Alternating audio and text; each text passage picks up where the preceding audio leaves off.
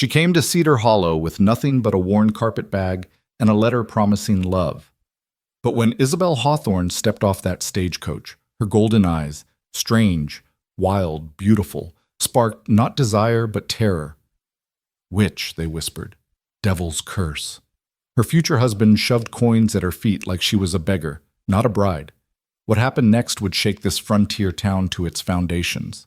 Stay with me until the end, and comment your city below so I can see how far this story travels. The stagecoach lurched to a halt in a cloud of red dust, and Isabel Hawthorne pressed her gloved hand against the window, her breath fogging the glass.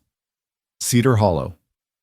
After 3 weeks of bone-rattling travel from Philadelphia, through mountains that scraped the sky and prairies that stretched into forever, she had finally arrived.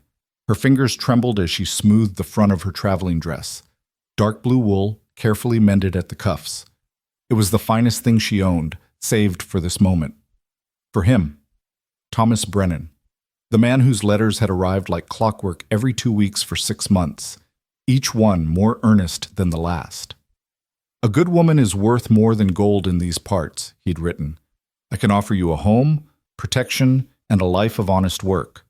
Come to Cedar Hollow, Miss Hawthorne. Let me prove myself worthy of you. She'd memorized every line, traced her fingers over his careful penmanship in the lamplight of her boarding house room, imagining the hands that had formed those words, hands that would hold hers, build a life with hers. The driver's gruff voice cut through her thoughts. Cedar Hollow, miss. End of the line. Isabel gathered her carpet bag. Everything she owned fit inside its worn canvas sides, and stepped down onto the platform. The afternoon sun hit her full force, and she raised one hand to shield her eyes, blinking against the brightness. The town sprawled before her, rough-hewn and raw. False-fronted buildings lined a wide dirt street churned by wagon wheels and horse hooves. A saloon's painted sign swung in the breeze. The general store's porch sagged under the weight of barrels and crates. Somewhere, a blacksmith's hammer rang against an anvil in steady rhythm. Men in dusty work clothes paused in their conversations to stare. Women in sun-faded dresses clutched their children closer, their eyes narrowing. Isabel felt their gazes like pinpricks against her skin, but she lifted her chin. She'd known this wouldn't be Philadelphia. She'd prepared herself for the roughness, the frontier simplicity. Miss Hawthorne? She turned toward the voice, her heart leaping. A tall man in a dark suit approached, his hat pulled low. Thomas. It had to be. She'd imagined this moment 1,000 times. The smile of recognition, the awkward but genuine greeting, the first careful steps toward something real. Yes, I'm... The words died in her throat as he drew closer, and she saw his face clearly for the first time.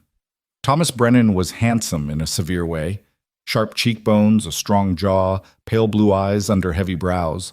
But those eyes held no warmth, no welcome. They fixed on her face with an expression she couldn't quite read. Something between confusion and... was it fear? Mr. Brennan.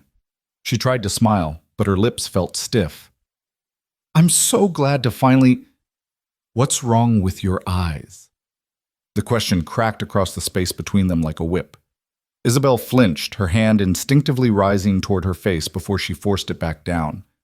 She'd known this might be a problem. Her grandmother's blood ran true in her veins, showed itself in the amber gold of her irises, the slightly elongated pupils that caught the light at certain angles.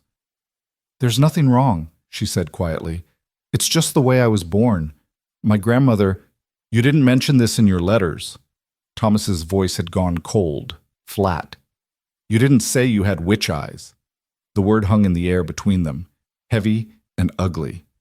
Around the platform, conversations had stopped. Every face had turned toward them, every ear straining to hear. They're not... Isabel fought to keep her voice steady. It's just a family trait, nothing more. In Philadelphia, people... This isn't Philadelphia. Thomas took a step back, his hand coming up as if to ward her off. I can't... I won't have a woman like you in my home. What would people think? What would they say about my business? Heat flooded Isabel's cheeks, but she held her ground. You wrote to me for 6 months. You asked me to come here. You promised... I promised to marry a proper Christian woman, not some... He couldn't seem to find the word, but his revulsion spoke volumes. From his pocket, he pulled a small leather purse. Coins clinked inside as he tossed it at her feet. "There's enough there for lodging and a ticket back east. I suggest you use it quickly." The purse landed in the dust between them. Isabel stared at it, then at Thomas, then at the ring of faces surrounding them, curious, hostile, fascinated by her humiliation. Something hardened inside her chest, crystallizing into something sharp and unbreakable. "No." Thomas blinked. "What?" "I said no." Isabel left the purse where it lay. "I spent my last dollar getting here, Mr. Brennan. I left behind everything I knew because of your letters, your promises. I won't be bought off like some inconvenience you can pay to disappear." "Now see here. You see here."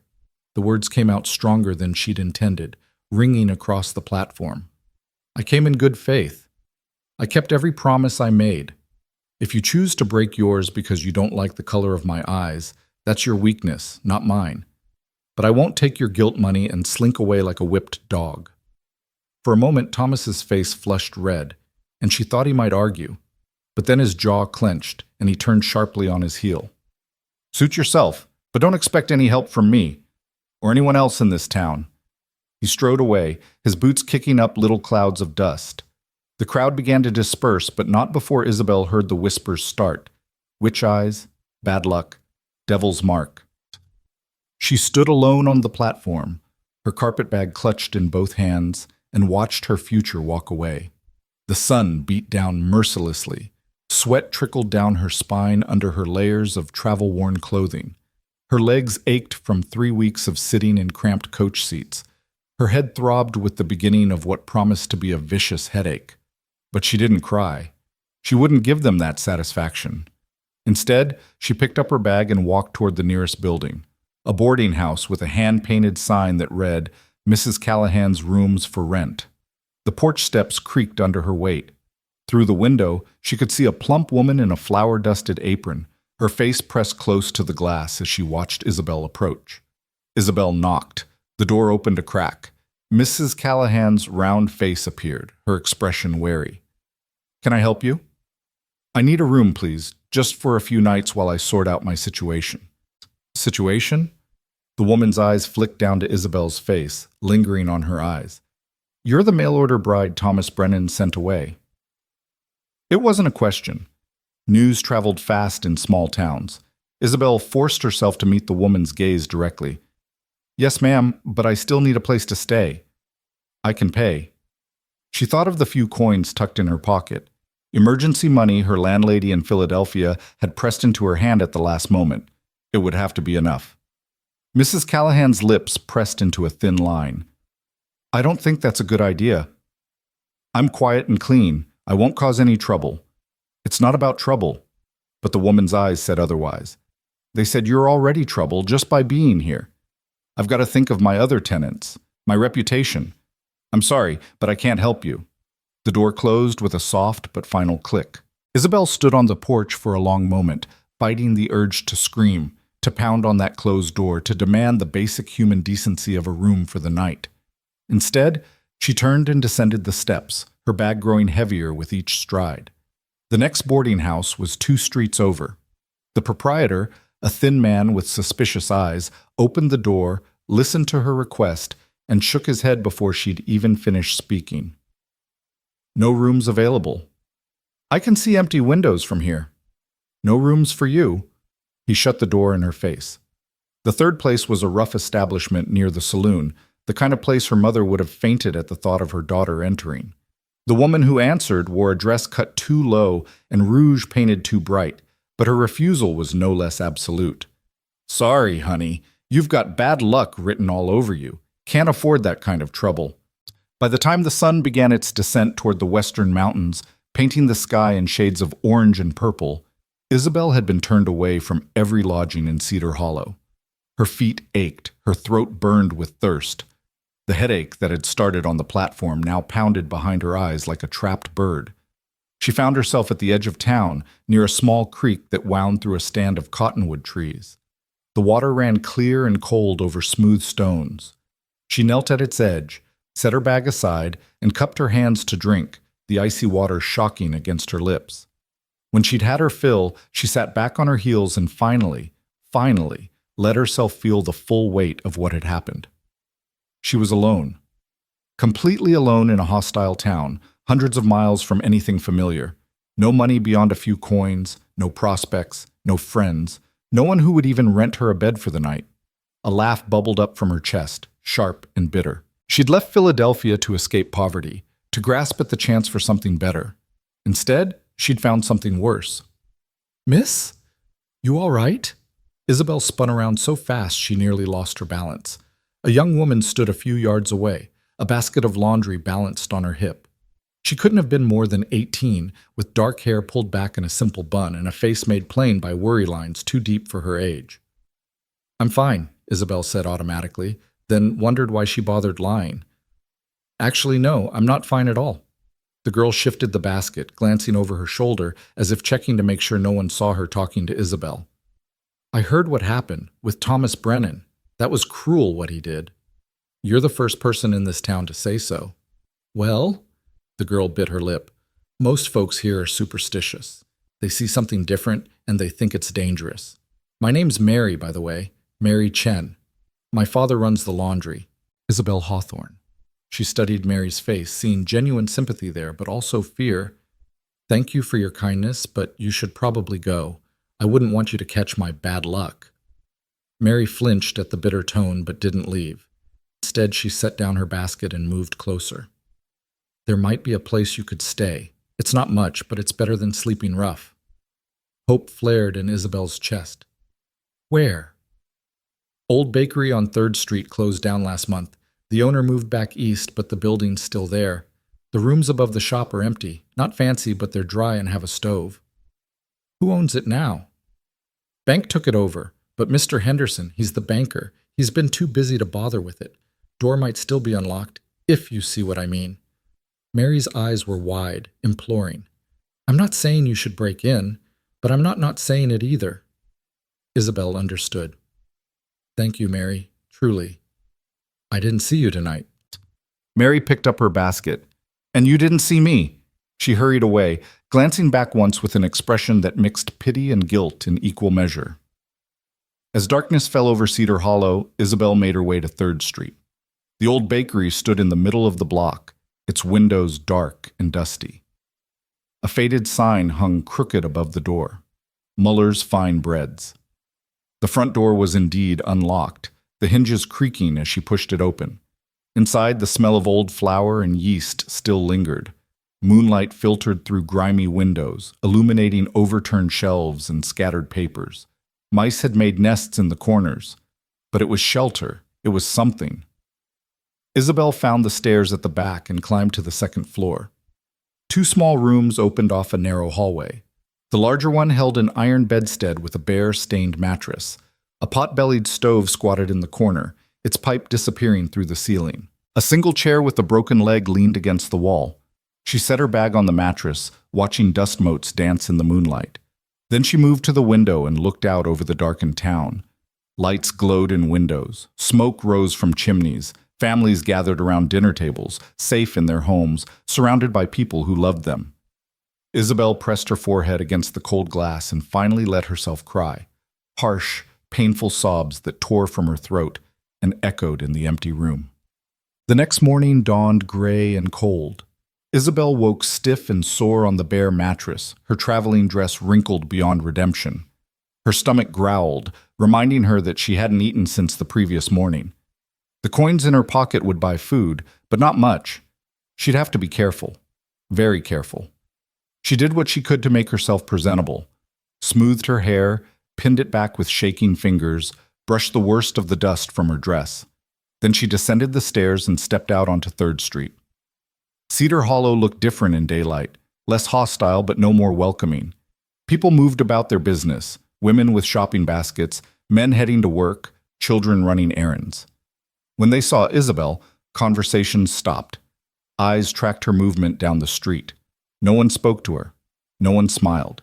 She made her way to the general store, a sprawling building that seemed to sell everything from fabric to firearms. The proprietor, a portly man with magnificent mutton chops, looked up from his ledger as the bell above the door jangled. "Help you?" His tone was neutral, cautious. "I need some supplies, please. Bread, cheese, if you have it, maybe some apples." He nodded and began gathering items, setting them on the counter. "That'll be $2.30. Isabel counted out her coins carefully, painfully aware of how few remained. She was pushing them across the counter when the door burst open and 3 women swept in, their voices loud with gossip. "Heard she's squatting in the old bakery. Shameless, if you ask me. A decent woman would have left town by now. Those eyes, did you see them? Unnatural, that's what they are." The women stopped abruptly when they saw Isabel. The speaker, a thin woman with iron-gray hair and a face like a hatchet, raised her chin defiantly. "Well, speak of the devil." Isabel felt heat rise in her cheeks, but kept her voice level. "Good morning, ladies." "Nothing good about it with your kind in town." The woman moved closer, her friends flanking her like soldiers. "I'm Mrs. Adelaide Pritchard, and I'm head of the Cedar Hollow Ladies Improvement Society. We don't appreciate your presence here." "I haven't done anything to anyone." "You exist. That's enough." Mrs. Pritchard's eyes were hard as river stones. "We're God-fearing people in this town. We don't truck with witchcraft, or devil worship, or whatever heathen practices created those eyes of yours." The words hit like physical blows, but Isabel forced herself to stand straight, to meet that hateful gaze without flinching. "My eyes are a family trait, nothing more. And I'm as Christian as you are, Mrs. Pritchard. More so, if this is how you treat strangers in need." One of the other women gasped at the implication. Mrs. Pritchard's face went red. "How dare you! Ladies!" The storekeeper's voice cut through the rising tension. "I'll thank you to take your disagreements outside. This is a place of business." Mrs. Pritchard drew herself up to her full height, which wasn't much, and sniffed. "Very well, but mark my words, Miss Hawthorne, you're not welcome here. The sooner you leave, the better for everyone." She swept out, her companions following like ducklings behind their mother. The door slammed hard enough to make the bell above it ring frantically. Isabel realized her hands were shaking. She curled them into fists, pressing them against her sides. "Don't mind Adelaide," the storekeeper said gruffly, pushing her purchases toward her. "She's all bark and no bite." "Is she?" Isabel met his eyes. "Because it seems like the whole town agrees with her." He had no answer for that. She gathered her supplies and left, the weight of hostile stares following her all the way back to the abandoned bakery. Days passed, then a week. Isabel learned the rhythm of Cedar Hollow, the times when the streets were busiest and she could move through town with the least notice, the shopkeepers who would serve her, though grudgingly, the places where she was absolutely unwelcome. She found work where she could, scrubbing floors at the schoolhouse before dawn, taking in mending from the few people willing to risk association with her, hauling water for the Chinese laundry where Mary's father pretended not to notice her helping his daughter with the heavy lifting. It was hard work for little pay, and most days she went to bed hungry. But she survived. She endured. She refused to leave. Partly it was stubbornness. Partly it was pride. But mostly it was the knowledge that she had nowhere else to go. Philadelphia was behind her, and every other town on the frontier would be just like this one, full of people who would see her eyes and see a threat, a curse, something to be feared and driven away. At least here, in her shabby rooms above the old bakery, she had a roof. It was more than nothing, but the hostility wore on her like water on stone. The constant whispers, the turned backs, the mothers who yanked their children away when she walked past, the way conversations died when she entered the general store. The Sunday she'd tried to attend church and found the doors barred against her. "I'm sorry," the pastor had said, not meeting her eyes, "but several parishioners have expressed concern. They feel your presence might be, disruptive to worship." Disruptive, as if her eyes could somehow contaminate their prayers. She'd walked away from that closed church door feeling something inside her begin to harden, to calcify into armor. If they wanted to see her as different, as other, as dangerous, fine. She would be those things. She would survive on the margins of their perfect little town, and she would do it on her own terms. But late at night, in the darkness of her borrowed room, she sometimes let herself feel the loneliness like a physical ache. She was 24 years old. She'd come west looking for a new beginning, a chance at the family and belonging she'd never had. Instead, she'd found exile. The trouble came on a Thursday night, 2 weeks after her arrival in Cedar Hollow. Isabel had stayed late at the laundry, helping Mary's father repair a broken pump. By the time she finished, the sun had set and the streets were dark except for the yellow glow of saloon windows and the occasional lantern hanging outside a shop. She walked quickly, her shawl pulled tight against the evening chill. The old bakery was only 2 blocks away. She could see its dark bulk against the star-filled sky. She didn't see the men until they stepped out of the alley. There were 3 of them, miners from the look of their rough clothes and permanent layer of dirt. They reeked of whiskey and sweat and something else, something uglier. One was tall and lanky with a crooked nose. Another was built like a barrel, thick and solid. The third was younger, maybe 20, with nervous eyes and a weak chin. "Well, well," the tall one said, his voice slurring. "If it ain't the witch herself." Isabel's heart hammered against her ribs, but she kept her voice steady. "Excuse me. I need to pass." "Oh, you need to pass?" The barrel-shaped man laughed, a sound like gravel in a bucket.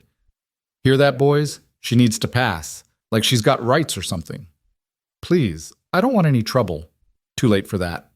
The tall man moved closer, and Isabel caught the full force of his whiskey breath. "You've been trouble since you got here. Everyone says so." "Everyone says you're a curse," the barrel-shaped man added, circling behind her. "That bad things happen around women like you." "That's not true. I've done nothing to any of you." "Not yet." The young one spoke for the first time, his voice high and strained. "But what about tomorrow, next week? My ma says you've got the evil eye, says you could hex us all." The absurdity of it might have made Isabel laugh under different circumstances. But there was nothing funny about 3 drunk men surrounding her in a dark street, their faces twisted with fear and liquor-fueled courage. "Your mother is wrong," she said firmly. "I'm just a woman trying to survive. Now let me pass." She tried to walk forward, but the tall man grabbed her arm, his fingers digging in hard enough to bruise. "Not so fast. Maybe we should make sure you understand you're not wanted here. Maybe we should teach you a lesson about respecting your betters." Panic fluttered in Isabel's chest like a caged bird. She yanked her arm back, but his grip was iron. "Let me go!" "Or what? You'll curse us?" He laughed, and the others joined in. "I'm real scared of the witch lady." His free hand shot out and grabbed the bonnet from her head, yanking hard enough to pull her hair loose from its pins.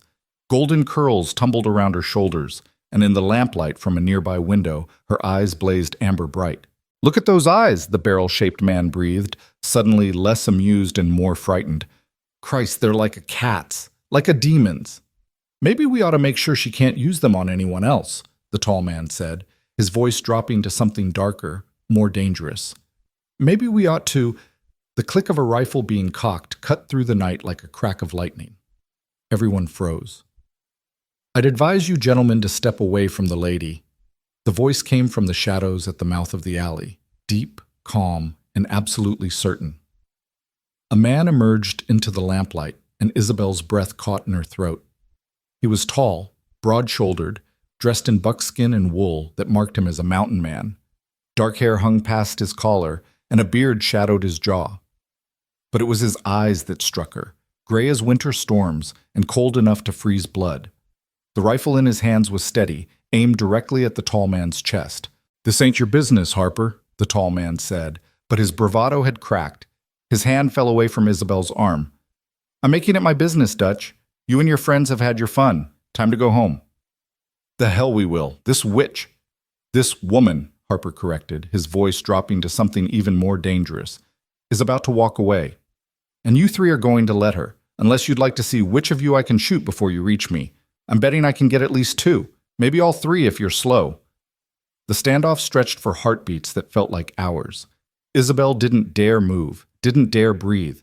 She could feel the violence hovering in the air like summer lightning, ready to strike. Finally, the barrel-shaped man backed away, his hands raised. "Come on, Dutch. He ain't worth it. Neither is she." "Listen to your friend," Harper said. "He's smarter than he looks." Dutch's jaw worked, fury and fear warring on his face. But the rifle never wavered, and finally, he spat in the dirt at Isabel's feet. "This ain't over, witch." "Yes," Harper said softly. "It is."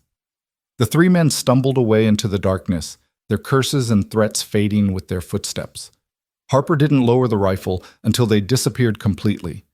Then he eased the hammer down and looked at Isabel. "You all right, ma'am?" Isabel realized she was shaking. Her bonnet lay in the dirt, trampled. Her hair hung wild around her face. She probably looked exactly like the mad woman they all thought she was. "Yes," she managed. "Thank you. If you hadn't... They were going to..." "I know what they were going to do." Harper's voice was grim. He bent and retrieved her bonnet, brushing dirt from the fabric before handing it to her. "You shouldn't be out alone after dark. Not in this town. Not with how they feel about you." "I didn't have a choice. I was working." He studied her for a long moment, those storm-gray eyes taking in her threadbare dress, her worn shoes, the exhaustion etched into her features. "You're the mail-order bride, the one Thomas Brennan rejected." It wasn't a question. "News travels fast." "In a town this size? News travels before it happens." He slung the rifle over his shoulder. "Come on, I'll walk you wherever you're staying. The old bakery, on 3rd Street. Something flickered in his expression, surprise, maybe, or concern, but he just nodded and fell into step beside her. They walked in silence for a block, and Isabel found herself studying him from the corner of her eye. Jonas Harper. She'd heard the name in the 2 weeks she'd been in Cedar Hollow. The hermit hunter who lived up in the mountains, who came to town once a month for supplies and nothing else, who'd lost his family years ago and hadn't been the same since. People spoke of him with respect and a touch of fear, the kind reserved for unpredictable things, for forces that operated outside normal rules. But he'd just saved her from something terrible, and she owed him more than suspicion. "Why did you help me?" she asked as they reached the bakery. Harper paused, his hand on the door he'd opened for her. In the starlight, his face looked carved from stone, hard and weathered. But his eyes, when they met hers, held something softer. "Because I know what it's like to be looked at like you're cursed," he said quietly. "To have a whole town decide you're better off disappeared." He glanced at her eyes, those unusual amber gold irises that caught the moonlight. "And because there's nothing wrong with seeing the world differently than everyone else. Sometimes that's the only way to see clearly." Before Isabel could respond, he touched his hat brim in a gesture of farewell and walked away, his boots making soft sounds against the packed earth. She watched him go until he'd vanished into the darkness, then climbed the stairs to her empty room. For the first time since arriving in Cedar Hollow, she didn't feel completely alone. The encounter in the dark street changed something fundamental in Cedar Hollow's treatment of Isabel, though not in the way she'd hoped. Word spread quickly that Jonas Harper had defended her, and instead of earning her respect, it seemed to cement her status as an outsider worthy of a hermit's protection, which only proved, in the town's collective mind, that she was as strange and unsettling as they'd suspected. The morning after the confrontation, Isabel woke to find a crude symbol painted on the bakery's front door, a circle with a cross through it, dripping red paint that looked unsettlingly like blood in the early light. She scrubbed it away with shaking hands and a bucket of cold water, her jaw clenched against the tears that threatened. She wouldn't cry. She refused to give them that power. But the message was clear: leave or things would get worse. Isabel folded that message up small and hard inside her chest, right next to her stubborn pride, and went about her day as if nothing had happened. She took in mending for Mrs. Chen at the laundry, the only person still willing to employ her openly, and spent her afternoons hunched over careful stitches by the window's light, her fingers moving with the precision her mother had taught her years ago in Philadelphia. Small, even stitches, her mother had said, guiding Isabel's child-sized hands. A woman's needlework tells the world who she is. Make every stitch count.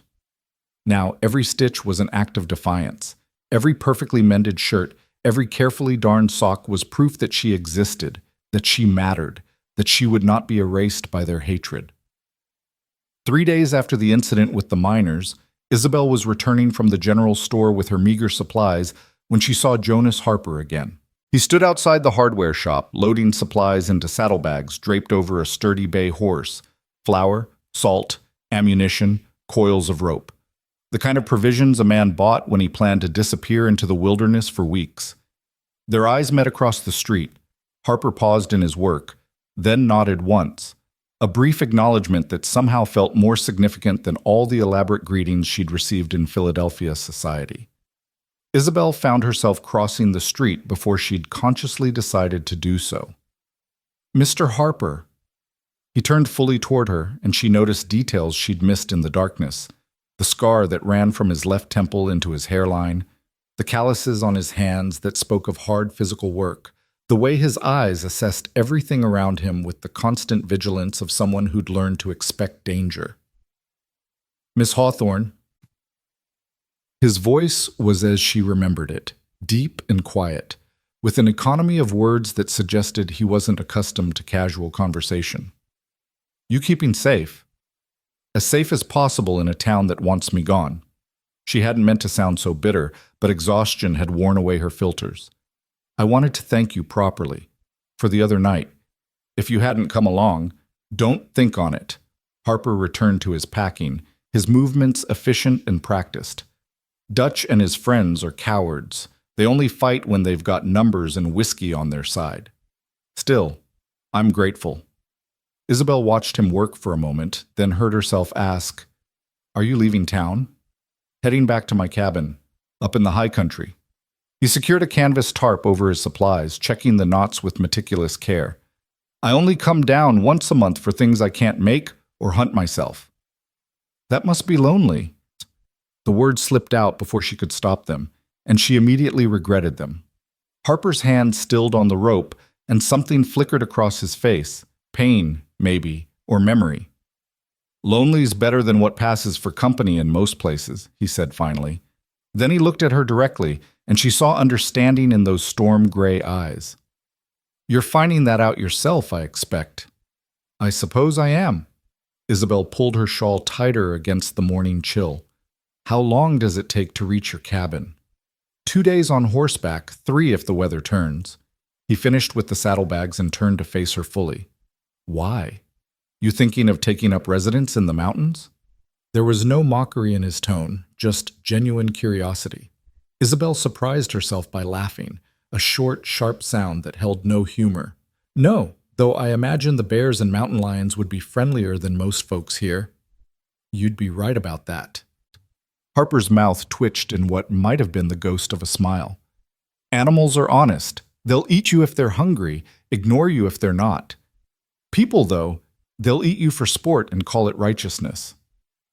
The observation was so accurate, so perfectly crystallized from her own experience, that Isabel felt something loosen in her chest. Here was someone who understood, someone who'd felt the same cold judgment, the same systematic exclusion. "Mr. Harper, Jonas." He said it simply, as if the informality cost him nothing. No point in standing on ceremony when we're both outcasts. "Jonas, then." The name felt strange on her tongue, too intimate for someone she barely knew, but also right somehow. "I'm Isabel." "I know." At her surprised look, he added, "Small town. Your name's been on everyone's lips since you arrived, though they usually pair it with words I won't repeat in a lady's presence." "I've heard them myself." Isabel glanced around, noticing how people on the street were watching their conversation with undisguised interest and hostility. Mrs. Pritchard stood outside the milliner's shop, her face pinched with disapproval. 2 men loitering near the saloon had stopped talking to stare. "I should let you go. I'm probably making things worse for you, being seen talking to me." "Can't make worse what's already about as bad as it gets." Jonas gathered his horse's reins, preparing to mount, but he paused, studying her with an intensity that made her breath catch. "You got enough food? The winter's coming on. These mountain winters, they're not like what you're used to back east." The concern in his voice surprised her. "I'm managing." "That's not what I asked."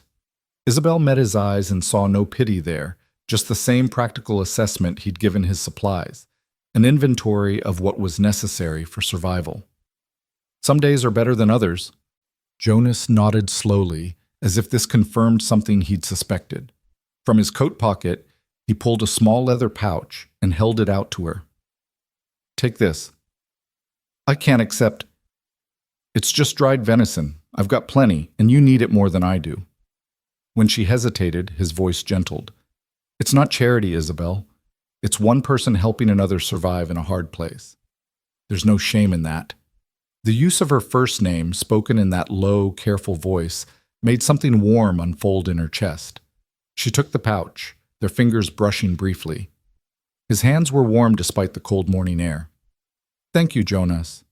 He swung up into the saddle with easy grace, settling his rifle across his lap. From that height, looking down at her, he seemed even more formidable. A figure from frontier legend, a man who belonged to the wilderness more than civilization. I'll be back in a month, he said. If you're still here, if you need anything... He stopped, seeming to struggle with words. I know what it's like to have nowhere to go. To be alone in a crowd. If things get too bad, if those men come back, or if the town decides to take their fear out on you, my cabin's 2 days north, up through Copper Creek Canyon. Follow the creek to where it forks, take the left branch, then look for the trail marked with stacked stones. Can you remember that? Isabel's throat tightened. You're offering me sanctuary? But you don't even know me. I know enough. Jonas gathered the reins, his expression unreadable. I know you've got more courage than anyone in this town, staying here despite how they treat you. I know you didn't take Thomas Brennan's money even when you had nothing. I know you look people in the eye when they're trying to make you feel small. That tells me what I need to know. Before she could respond, before she could even begin to process the unexpected gift of his words, he touched his hat brim in farewell and urged his horse forward. She watched him ride down the main street and out of town, heading north toward the mountains that rose like cathedral walls against the sky. The pouch of dried venison was solid and real in her hands. She tucked it into her basket and turned back toward the bakery, feeling the weight of hostile stares, but somehow less crushed by them than before. She wasn't completely alone after all. Over the following weeks, autumn settled into the valley like a cold hand closing around Cedar Hollow's throat. The cottonwoods turned gold and dropped their leaves in drifts that crunched underfoot. Frost silvered the ground each morning, and the air carried the sharp promise of winter. Isabel's situation grew more precarious. The mending work dried up as Mrs. Chen quietly let her know that too many customers had complained about the witch woman handling their clothes. The schoolhouse no longer needed floors scrubbed. The teacher had received complaints from parents who didn't want Isabel near their children. Her coins dwindled to almost nothing. Some days she ate only once, stretching Jonas's gift of dried venison as far as it would go, supplementing it with the last withered apples from abandoned trees behind the bakery and water from the creek. She grew thinner. Her dresses hung looser. At night, even wrapped in every piece of clothing she owned, she shivered in her unheated room, listening to the wind howl around the building's corners and wondering how she would survive when true winter arrived. But she didn't leave. Couldn't leave. Because leaving would mean admitting defeat, would mean letting them win, would mean accepting that she was indeed what they said she was, cursed, unwanted, wrong. One evening in late October, as purple dusk settled over the town, Isabel was drawing water from the creek when she heard voices approaching. She recognized them immediately, Dutch and his friends, the same men Jonas had run off weeks ago. Her heart hammered as she grabbed her bucket and turned to leave, but they'd positioned themselves to block her path back to town. 3 of them again, swaying slightly with drink, their faces flushed and hostile in the fading light. Well, well, Dutch said, his voice thick with whiskey and malice. The witch is still here.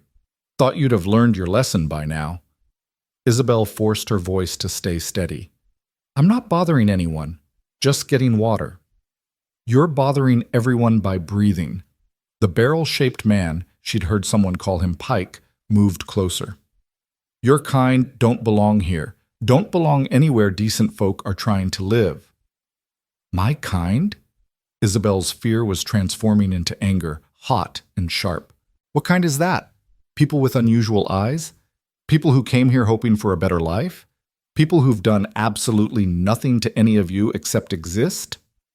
Witches, the younger man spat. Devil worshippers. My ma saw you gathering plants by moonlight. What kind of Christian woman does that? The kind who needs to eat and can find edible greens that others overlook, Isabel shot back. There's no witchcraft in knowing which plants are safe. My grandmother taught me. It's called survival. Your grandmother, Dutch laughed. a sound like breaking glass. Bet she had those same demon eyes. Bet it runs in your cursed bloodline. And I bet you 3 brave men feel real strong ganging up on one woman half your size. Isabel's voice dripped with contempt. Is this what passes for courage in Cedar Hollow? Is this what you'll tell your children you did? Terrorized a woman by a creek because you were too ignorant to understand that different doesn't mean dangerous. Pike's face went red. You calling us ignorant? I'm calling you cowards. The words hung in the air for a breathless moment. Then Pike lunged forward, his meaty hand reaching for her. Isabel threw the bucket of water at him and ran, but her skirts tangled around her legs, and she made it only a few yards before rough hands grabbed her from behind. She screamed and fought, her nails raking across someone's face. Dutch cursed viciously and slapped her hard enough to make her ears ring. She tasted blood where her teeth had cut the inside of her cheek. Hold her, Dutch snarled. Let's see how pretty she looks after we're done teaching her some respect. The crack of a rifle shot split the air. Everyone froze. Isabel, held between Pike and the young man, her arms twisted painfully behind her, looked up to see a figure on horseback silhouetted against the darkening sky. Even before he spoke, she knew it was Jonas. Let her go. His voice carried across the distance, calm and absolute. Right now. Harper. Dutch's bravado cracked immediately. What are you doing back? You're not supposed to return for 2 more weeks. Change of plans. Jonas urged his horse forward slowly, the rifle balanced across his saddle, aimed with casual precision at Dutch's chest. Now step away from her before I put a bullet somewhere that'll make you regret every choice you've made this evening. This is town business, Dutch tried. She needs to learn. She needs to be left alone. Jonas's voice dropped to something colder than the autumn air. And you need to learn that I meant what I said last time. Touch her again, and I won't just run you off. I'll make sure you remember it for the rest of your considerably shorter life. The threat wasn't empty, and everyone knew it. Jonas Harper was known as one of the best shots in the territory, and he had the kind of quiet certainty that comes from being willing to follow through on any promise made. Pike released Isabel's arms. She stumbled forward, catching herself on her hands and knees in the cold mud. The young man backed away, his face pale.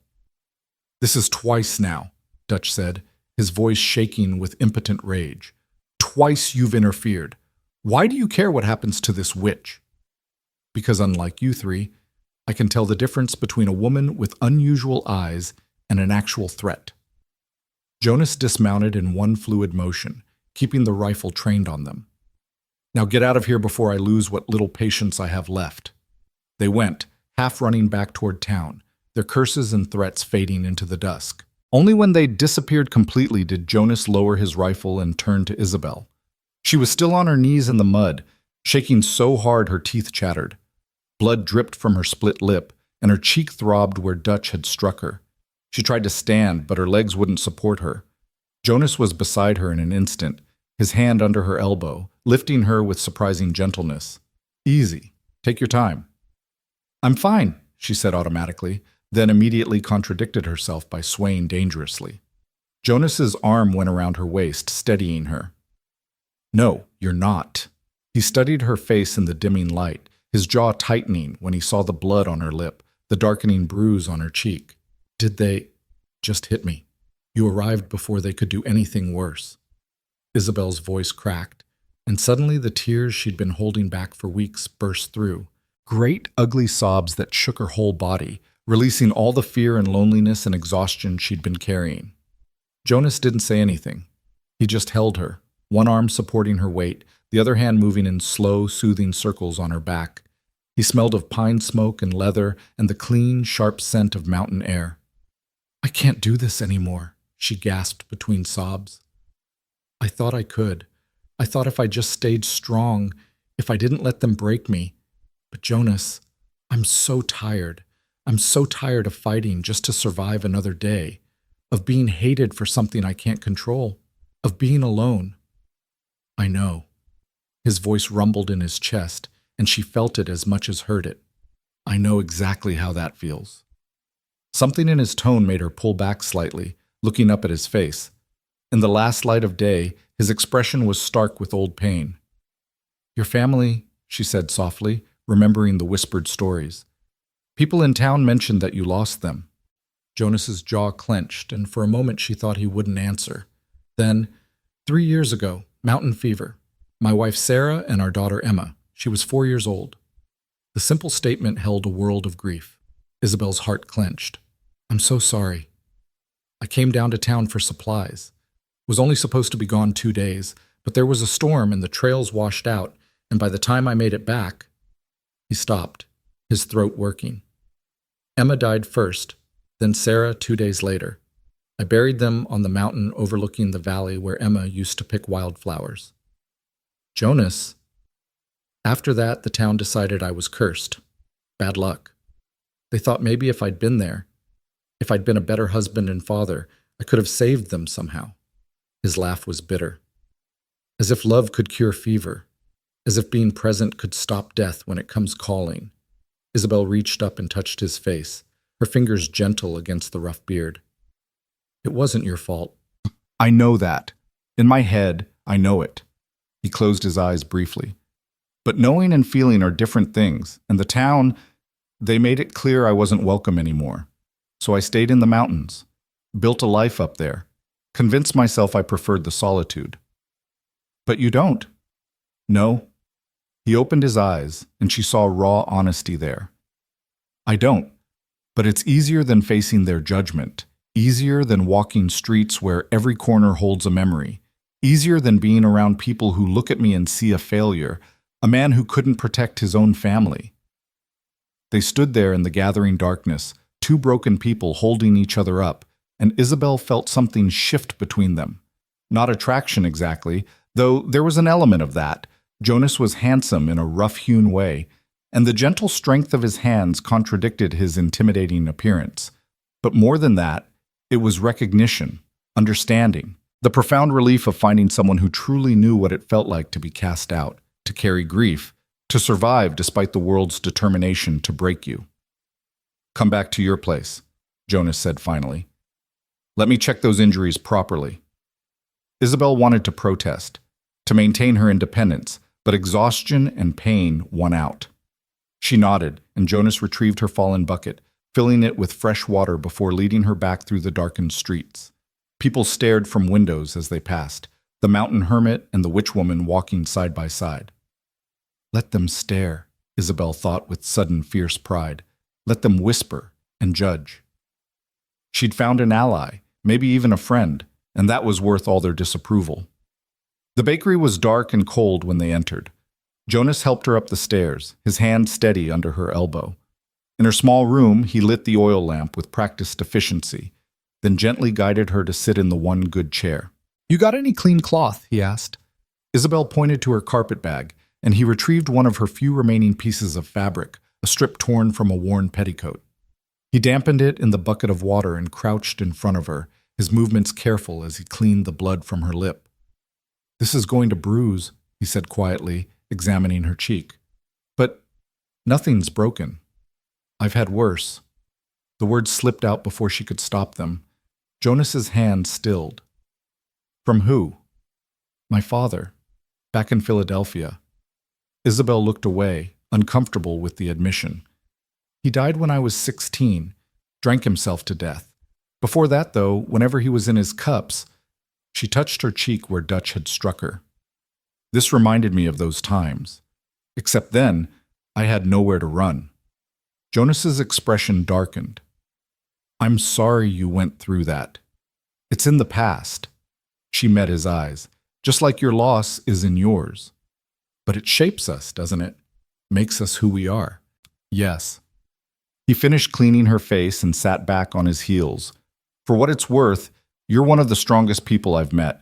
Most folks would have left Cedar Hollow after the first week. Most folks would probably be smarter than me. Isabel laughed shakily. But I didn't have anywhere else to go, and I wouldn't let them win. That's not stubbornness, Jonas said. That's survival. There's a difference. He stood and moved to the pot-bellied stove in the corner, examining it with a practiced eye. This work? When I can afford fuel, which isn't often. Without a word, Jonas descended the stairs.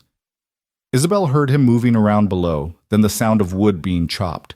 He returned with an armload of broken furniture from the abandoned bakery, old shelves, a rotted counter, chair legs, and proceeded to build a fire in the stove with quick efficiency. "Jonas, you don't have to. I know I don't have to." He fed more wood into the growing flames. "But you'll freeze tonight if I don't, and I'm not leaving you here in the cold after what just happened." Warmth began to fill the small room, blessed and beautiful. Isabel pulled her chair closer to the stove, holding her hands toward the heat. For the first time in weeks, she felt her muscles begin to unclench, the constant tension of cold easing from her bones. Jonas sat on the floor near the stove, his back against the wall, his rifle within easy reach. "I'll stay tonight. Make sure those three don't come back." "You can't stay here. People will talk." "People already talk."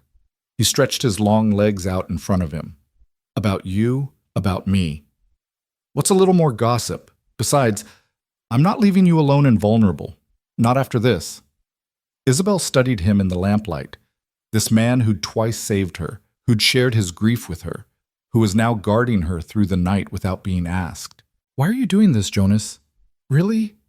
He was quiet for a long moment, staring into the fire visible through the stove's grate. When he finally spoke, his voice was soft. "When Sarah and Emma died, I wanted to die too. Spent the first year hoping something would kill me. A bear, a fall, a winter storm. Anything to stop the pain. But I kept surviving, kept waking up to another day.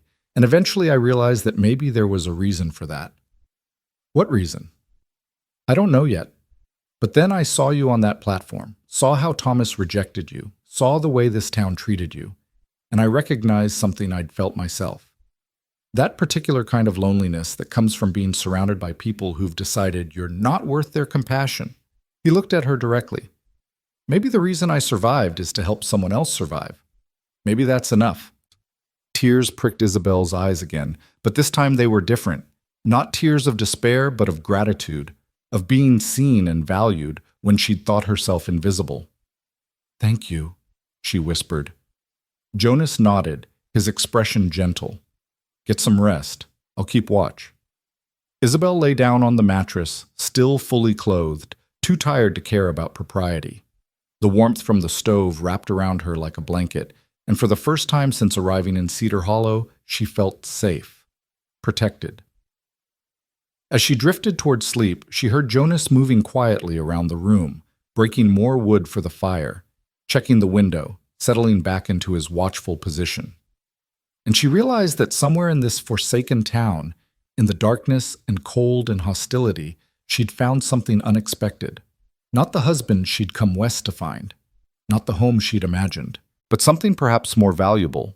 A friend who understood, who didn't flinch from her strangeness, who saw her as simply human in a world determined to label her as other. Tomorrow would bring new challenges. The winter would deepen. The town's hostility wouldn't magically vanish, and survival would remain a daily struggle.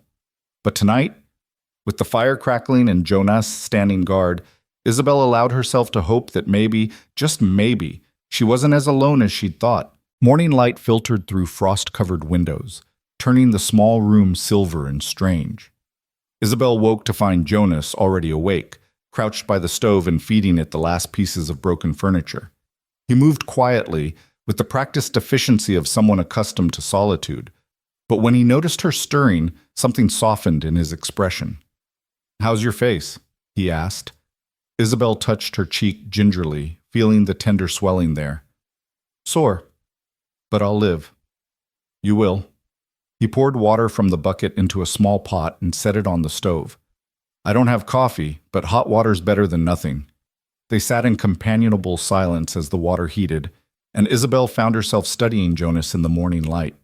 He looked tired, lines of exhaustion carved deep around his eyes, and she realized he probably hadn't slept at all. He'd kept watch through the entire night, standing between her and whatever dangers might come. "You should rest," she said. "You must be exhausted." "I'll rest when I get back to my cabin." He handed her a cup of hot water and she wrapped her cold fingers around it gratefully. "Speaking of which, I need to head out soon. I only came back to town because I forgot ammunition I'd ordered. Wasn't planning to stay." Disappointment curled in Isabel's stomach, though she tried not to show it. Of course he had to leave. He had his own life, his own survival to manage. She couldn't expect him to stay and protect her indefinitely. I understand. Thank you for everything you've done.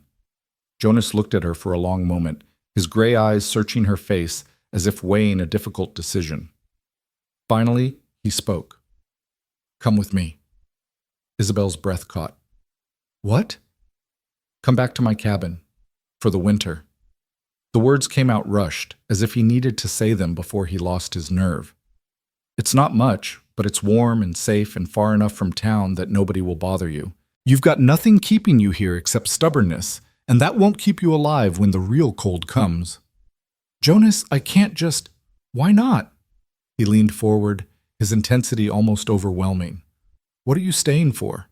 A town that hates you? Work that's dried up?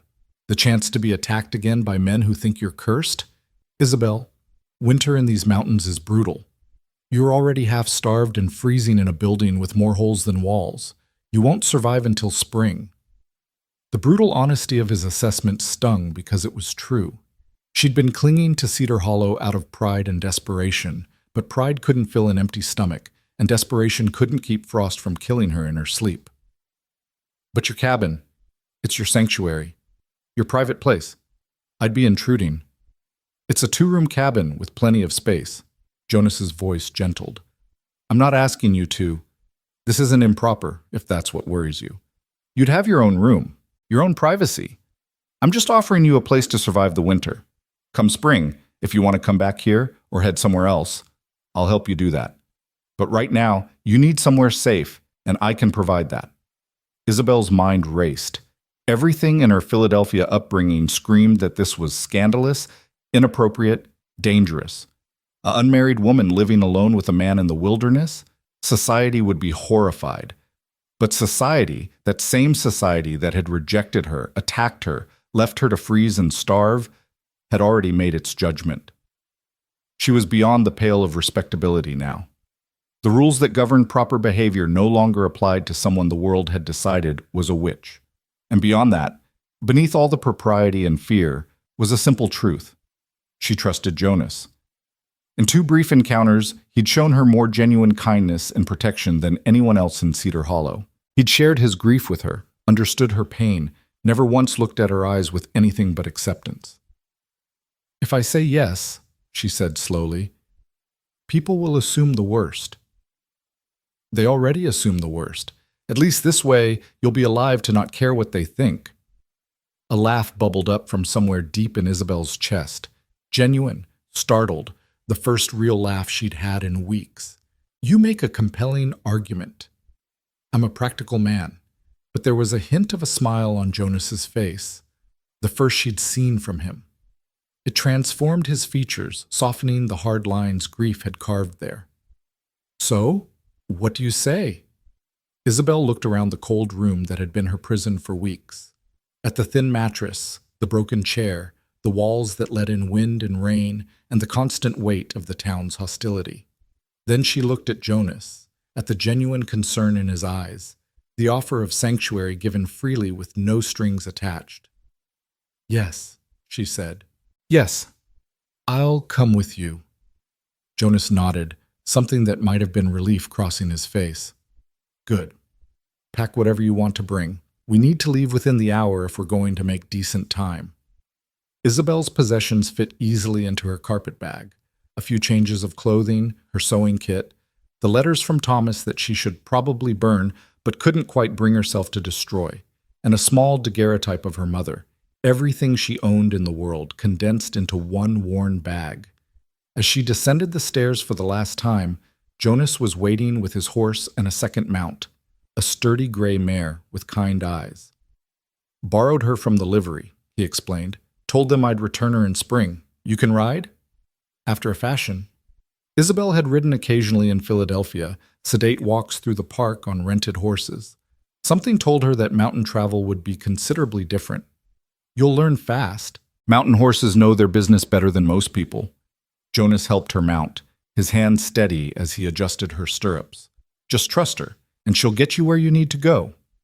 They rode through Cedar Hollow in the early morning light, and Isabel felt every eye in town watching their departure. Mrs. Pritchard stood on her porch, her face twisted with vindication and disgust. The shopkeepers paused in their sweeping to stare. A group of children pointed and whispered. Isabel held her head high and didn't look back. The trail north led them through stands of pine and aspen, following a creek that tumbled over rocks worn smooth by centuries of water. The morning was cold but clear. The sky that particular shade of blue that only comes in mountain autumn, so bright it almost hurt to look at. Jonas rode ahead, his posture relaxed but alert, constantly scanning their surroundings. He didn't talk much, but occasionally he'd point out landmarks.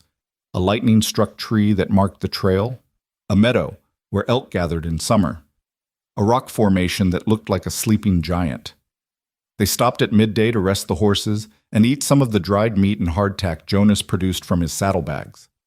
Isabel's legs ached from riding, her hands were stiff with cold, but she refused to complain. This was freedom, she reminded herself. This was survival. "How much farther today?" she asked. "We'll camp at Copper Creek tonight. Make it to the cabin tomorrow afternoon." Jonas studied the sky with a practiced eye. "Weather's holding, but there's a storm coming. I can feel it." "How can you tell?" "The way the light sits on the mountains, the smell of the air, how the birds are flying." He glanced at her. "You'll learn to read the signs too, living up here. The wilderness tells you everything you need to know if you pay attention." They remounted and continued north, the trail growing steeper and narrower as they climbed into higher country. The air thinned and grew colder. Isabel's breath came harder with the altitude, and she found herself grateful for the mare's steady pace, the way the horse seemed to know exactly where to place each hoof on the rocky path. By the time they reached Copper Creek, the sun was setting behind the peaks, painting the sky in shades of orange and purple that took Isabel's breath away. Jonas led them to a sheltered spot beneath an overhang of rock, where wind-twisted pines provided additional protection. "We'll camp here," he said, dismounting. "I'll tend the horses. You gather some kindling for a fire." Working together with few words, they made camp as darkness fell. Jonas built a small fire in a ring of stones that showed signs of previous use. His, Isabel realized. He'd made this journey many times, knew every camping spot, every source of water, every shelter along the trail. They ate simply. More dried meat, some hardtack softened in hot water, wild onions Jonas had gathered while she tended the fire. It wasn't much, but it was warm and filling, and Isabel felt more satisfied than she had in weeks. "Tell me about your cabin," she said as they sat by the fire, wrapped in blankets against the cold. Jonas poked at the embers with a stick, his expression distant. "Built it myself after Sarah and Emma died. Couldn't stand being in our old place without them. The cabin's small, main room with a fireplace, kitchen area, one bedroom off to the side. There's a loft above where I sleep. Wood stove, good chimney, walls chink tight against the wind. Creek runs close by for water, root cellar for storage. It sounds lovely. It's practical." But his voice held a note of pride. "Everything built to last, to survive the winters. I've got traps set for small game, know where the deer come down from the high country when the snow gets deep. There's good hunting and fishing. We won't starve." "We." The casual use of the word sent warmth through Isabel's chest. "What will I do there? I can't just sit idle all winter. There's always work. Tanning hides, preserving meat, keeping the place maintained. And I've got books. Not many, but some." Sarah loved to read. His voice caught slightly on her name. "You're welcome to them." "I'd like that." Isabel pulled her blanket tighter. "Jonas, can I ask you something?" "Go ahead." "Why did you really ask me to come with you? And don't say it's just practical. You could have left me in town, gone back to your solitude. You didn't owe me anything." Jonas was quiet for so long she thought he wouldn't answer. The fire crackled between them, and somewhere in the darkness an owl called, lonely and haunting. "When Emma died," he finally said, "I kept thinking about all the things I'd never get to teach her. How to track deer, how to read the weather, which plants are medicine and which are poison. All that knowledge, and no one to pass it to." He looked at Isabel across the flames, his eyes reflecting the firelight. "And when I saw you in town, fighting so hard to survive despite everything against you, I saw that same hunger to learn, to understand. I saw someone who wouldn't waste the gift of survival." So I'm a replacement for your daughter? The words came out sharper than she'd intended, hurt coloring her voice. No? Jonas's response was immediate and firm. No, Isabel. You're your own person, and this, whatever this is, it's not me trying to recreate what I lost. It's me recognizing that maybe I have something to offer that you need, and maybe you have something to offer that I need. What could I possibly offer you? Company? Conversation? A reason to remember how to talk to another human being. He smiled slightly. 3 years alone is a long time. I'd forgotten what it was like to care whether someone else survived the night. It's not a comfortable feeling, but it's not entirely bad either. Isabel understood then. He was as lonely as she was, as starved for connection. They were both broken people who'd been cast out by the world, and in finding each other, they'd found a way to be less alone. Thank you, she said quietly, for seeing me as worth saving. Thank you for being willing to be saved. They sat in comfortable silence as the fire burned down to embers. Above them, stars appeared in impossible numbers, so many that the sky seemed more light than dark. Isabel had never seen stars like this. In Philadelphia, the city lights had washed them out, and in Cedar Hollow, she'd been too miserable to look up. It's beautiful, she breathed. Wait until you see it from the cabin. Jonas stood and kicked dirt over the fire. Get some sleep. We've got hard riding tomorrow. That night, wrapped in blankets with the sound of the creek nearby and Jonas keeping watch, Isabel slept better than she had in months. She dreamed of mountains and stars, of a small cabin where smoke rose from the chimney, of a life lived on her own terms at the edge of the world. She woke to Jonas's hand on her shoulder, his voice urgent. Isabel, wake up. We need to move. She blinked sleep from her eyes and realized the world had changed overnight. Heavy gray clouds hung low over the peaks, and the air had that peculiar stillness that precedes a storm. The temperature had dropped dramatically, and her breath came out in visible puffs. Storm's coming faster than I expected, Jonas said, already breaking camp with swift efficiency. We need to reach the cabin before it hits, or we'll be caught in open country with nowhere to shelter. They rode hard through the morning, pushing the horses as fast as the terrain allowed. The trail grew steeper and more treacherous, winding through narrow passes and along cliff edges that made Isabel's stomach lurch. But the mare was sure-footed and calm, and Jonas rode close enough to reach her if she needed help, but far enough to give her space to manage on her own. By noon, the first snowflakes began to fall, light, delicate, beautiful. Within an hour, they'd thickened into a heavy curtain that reduced visibility to mere yards. The wind picked up, howling through the rocks and trees, driving the snow sideways. How much farther? Isabel shouted over the wind. Another hour if we're lucky, 2 if the trail's drifted. Jonas's face was grim, his beard already crusted with ice. Stay close.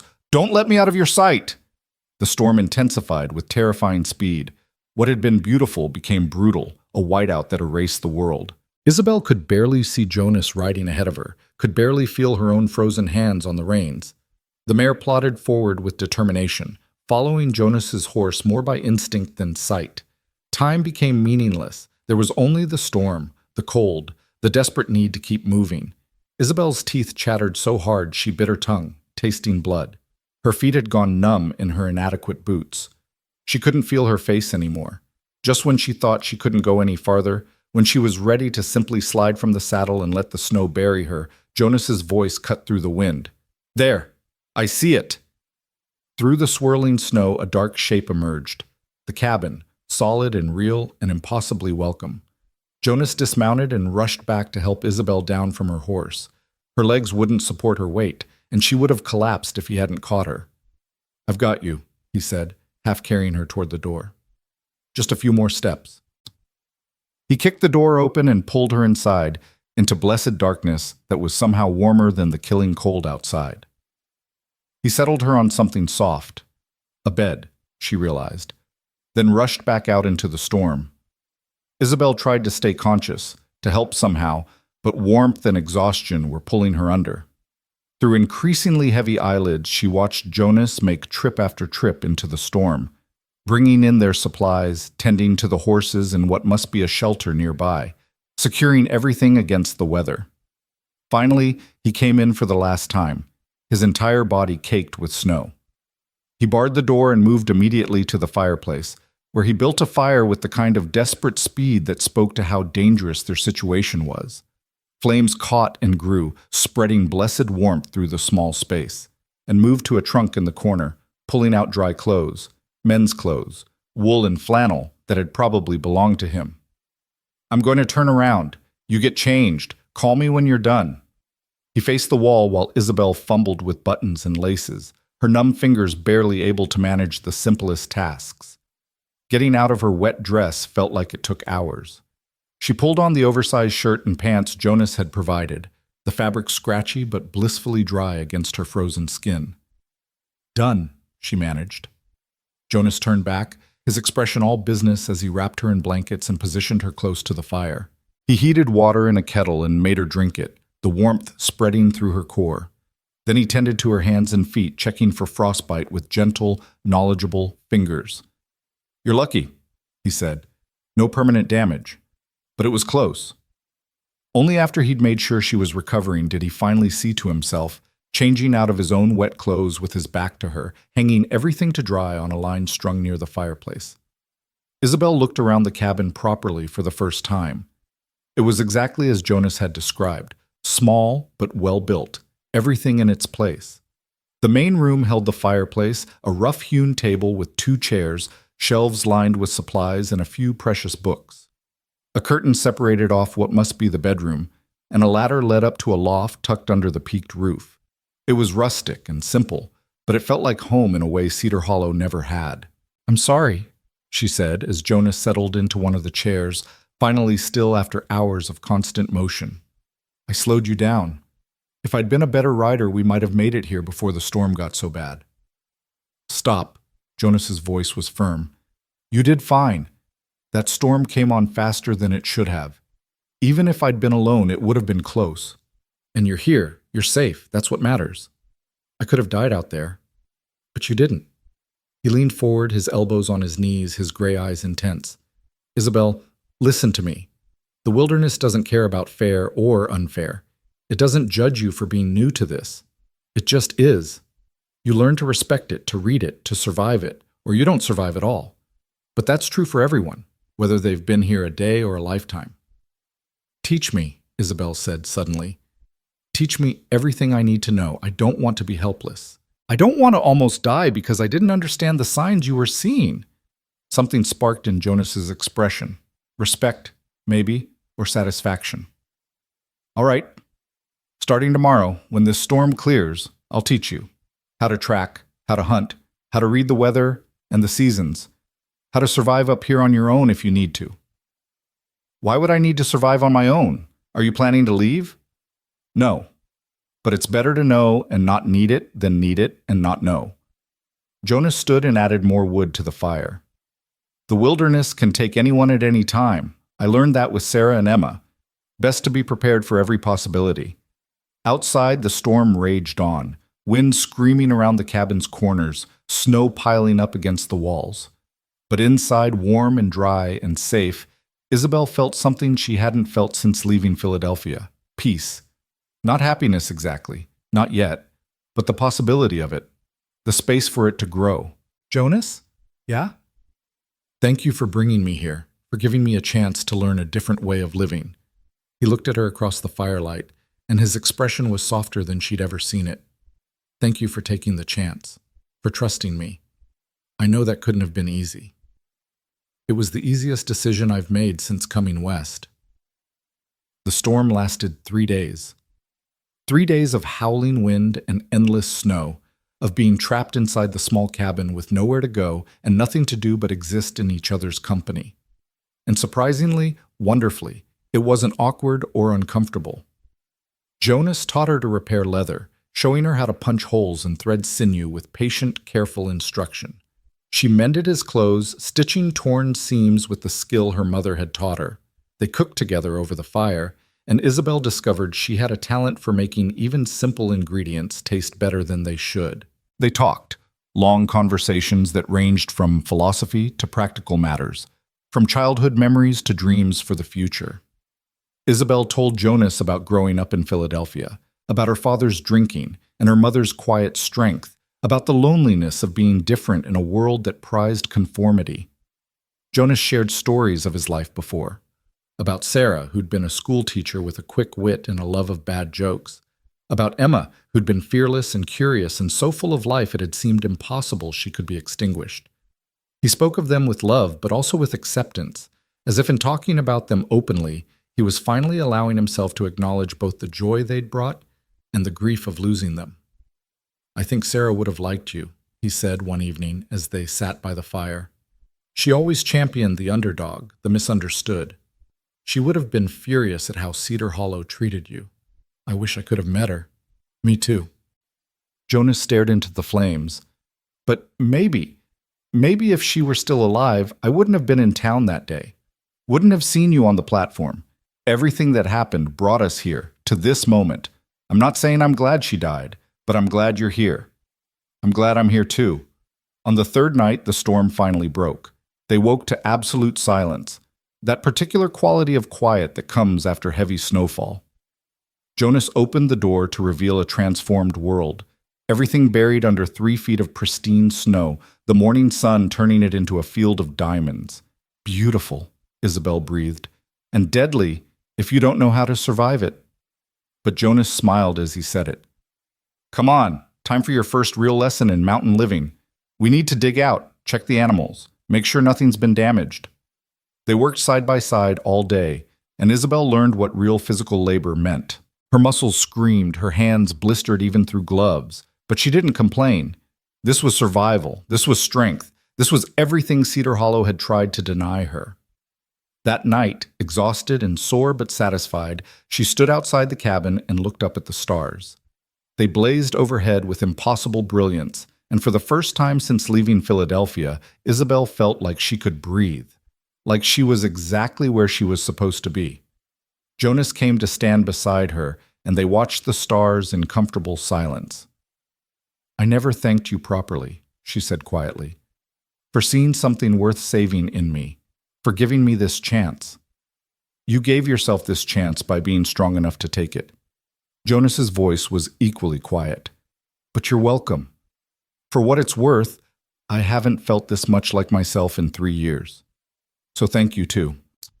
They stood there in the cold and the starlight, 2 survivors who'd found each other at the edge of the world. And Isabel knew that whatever came next, whether the town ever accepted her, whether she ever found the belonging she'd sought, she'd already found something more valuable. She'd found herself. And in the process, she'd found a friend who saw her not as cursed or blessed, but simply as human. In the wilderness that terrified most people, she'd discovered a kind of freedom she'd never known existed.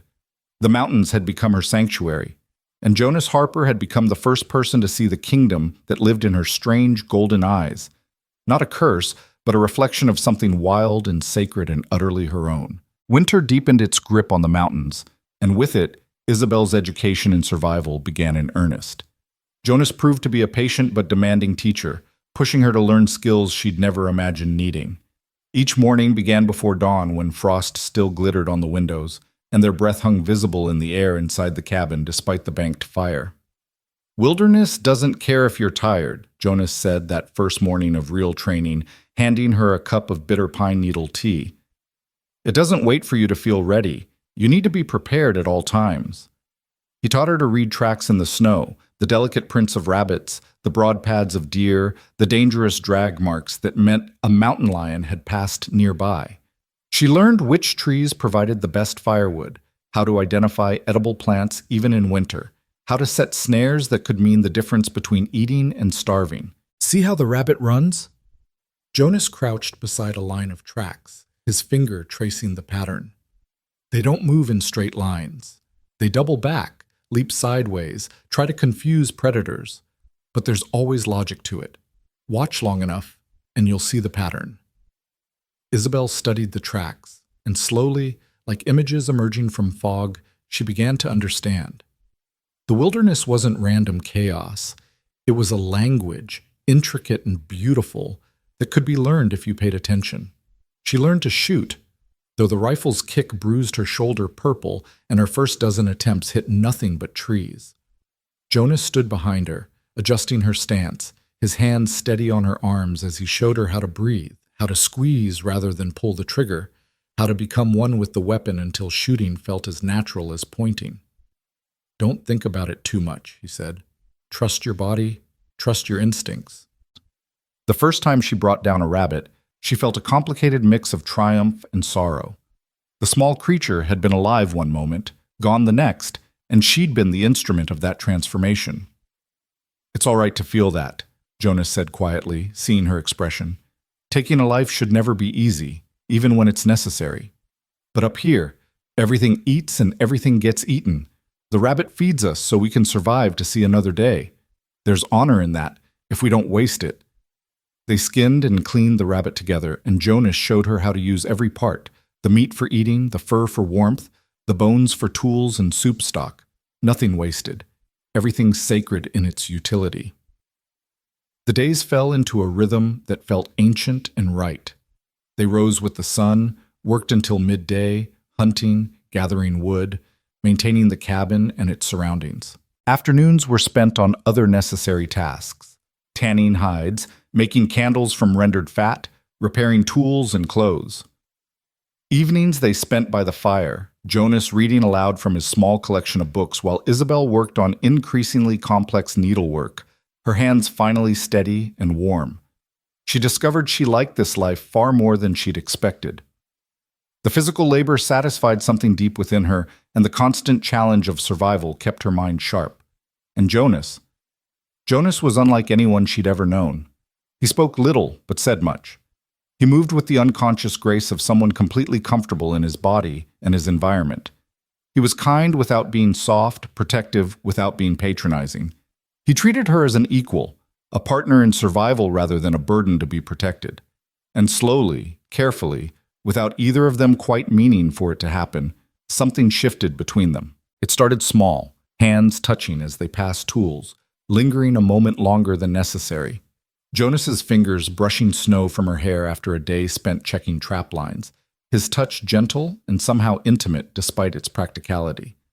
The way they'd begun sleeping in shifts, one keeping watch while the other rested, but lately found themselves both sitting up late into the night, neither wanting to break the spell of companionship. Isabel caught herself watching him as he worked, the play of muscles beneath his shirt as he split wood, the concentration on his face as he repaired a broken trap, the rare smile that transformed his stern features into something almost boyish. She noticed the gray in his beard, the laugh lines around his eyes that suggested he'd once smiled more freely, the careful way he moved as if always aware of her presence in his space. And sometimes she caught him watching her too, his gray eyes tracking her movements with an intensity that made her breath catch, a softness in his expression that suggested he was seeing not just her competence with wilderness skills, but her, Isabel herself, strange eyes and stubborn spirit and all. They didn't speak of it. The attraction building between them remained unacknowledged, existing in stolen glances and accidental touches, in the comfortable silence that had grown between them. Perhaps both were afraid that naming it would break something fragile and precious. 6 weeks after the first storm, Jonas announced they needed to make a trip to town for supplies they couldn't produce themselves: salt, ammunition, flour. "I'd rather not take you," he admitted, "but I can't leave you here alone for 3 days. And truthfully, after what happened with Dutch and his friends, I want Cedar Hollow to see that you're under my protection. Maybe that'll make them think twice about causing trouble." "Or maybe it'll convince them I've bewitched you too," Isabel said dryly, but her stomach knotted with anxiety at the thought of returning to that hostile place. "Let them think what they want." Jonas's voice was firm. "You're not going to spend the rest of your life hiding in the mountains because scared people don't like what makes you different." They rode out on a clear January morning, the world glittering white under a pale sun. The journey that had been desperate and dangerous in the storm was merely cold and tedious now, following packed trails through country that had begun to feel familiar to Isabel. She noted landmarks Jonas had taught her to recognize, found herself reading the subtle signs of weather and wildlife without conscious thought. As they descended toward Cedar Hollow, Isabel felt her confidence waver. Up in the mountains, she'd become someone new, capable, strong, unafraid. But the town carried memories of rejection and violence, and fear prickled along her spine as they rode down the main street. People stopped to stare. Conversations died mid-sentence. Mrs. Pritchard emerged from the general store, her face contorting with shock and outrage as she saw Isabel riding beside Jonas. "Well," the older woman's voice rang out across the street. "I see you've added kidnapping to your sins, Harper, dragging that poor misguided girl off to live in sin in the wilderness." Jonas reined in his horse, his expression cold. "Watch your tongue, Adelaide. Miss Hawthorne is here of her own free will, and she's under my protection. Anyone who has a problem with that can take it up with me directly." Living alone with an unmarried man, Mrs. Pritchard's voice dripped with scandalized satisfaction. "I always knew she was no better than a common—" "Finish that sentence, and I'll forget I was raised to respect my elders." Jonas's voice dropped to something dangerous. "Isabel is a guest in my home, nothing more. Though even if she were more, that would be none of your damn business. Now, if you'll excuse us, we have supplies to purchase." He urged his horse forward, and Isabel followed, feeling every eye in town burning into her back. They dismounted outside the general store, and Jonas held the door open for her with pointed courtesy. Inside, the proprietor, Mr. Henderson, the same man who'd served her grudgingly before, looked up from his ledger with an expression caught between fear and calculation. "Mr. Harper, Miss Hawthorne." His tone was carefully neutral. "What can I do for you?" Jonas produced a list, and while Henderson gathered their supplies, Isabel wandered the store, examining goods she hadn't seen in weeks. Her fingers trailed over bolts of fabric, jars of preserves, small luxuries that seemed absurdly frivolous after mountain living. The door opened, bringing a gust of cold air and 3 men, Dutch, Pike, and their younger companion. They froze when they saw Isabel, and she watched recognition and fear and anger war across their faces. "Well, well," Dutch said, his voice tight. "The witch has returned. Thought you'd finally had the sense to leave for good." "I did leave." Isabel surprised herself with how steady her voice sounded.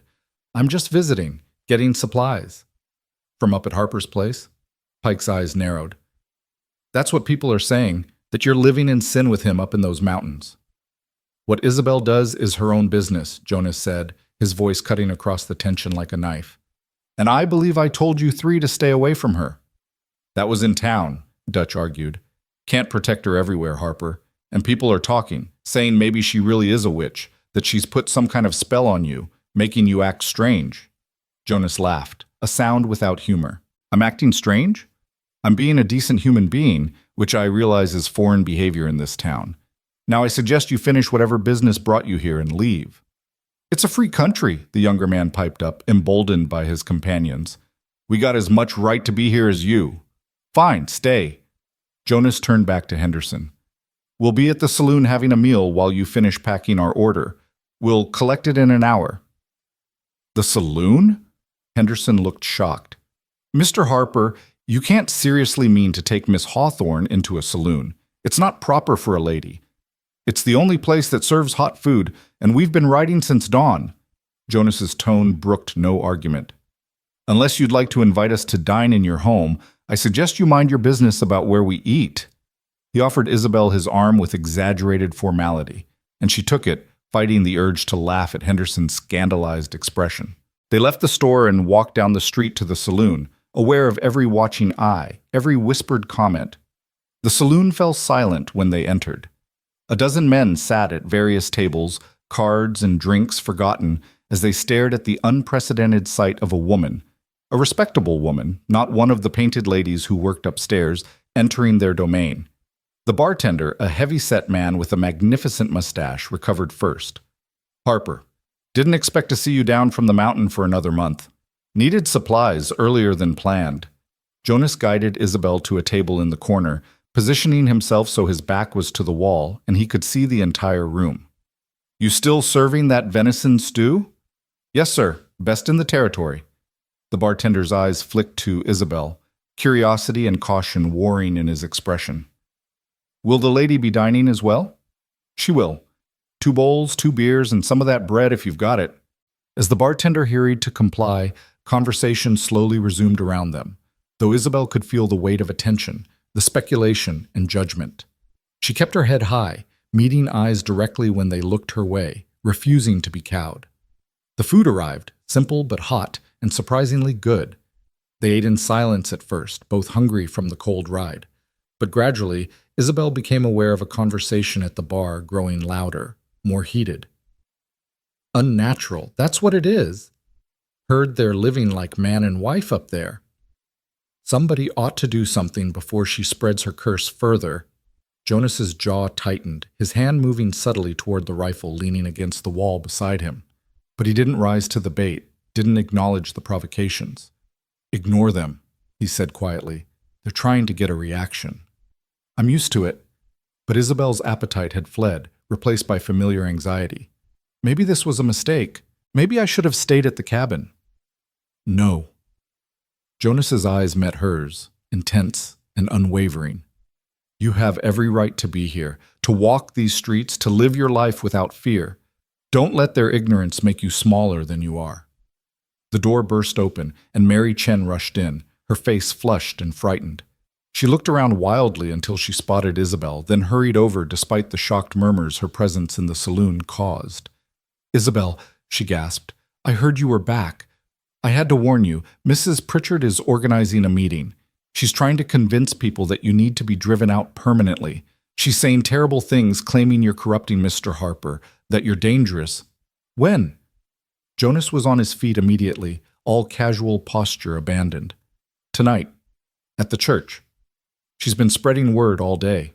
Mary looked at Jonas with desperation.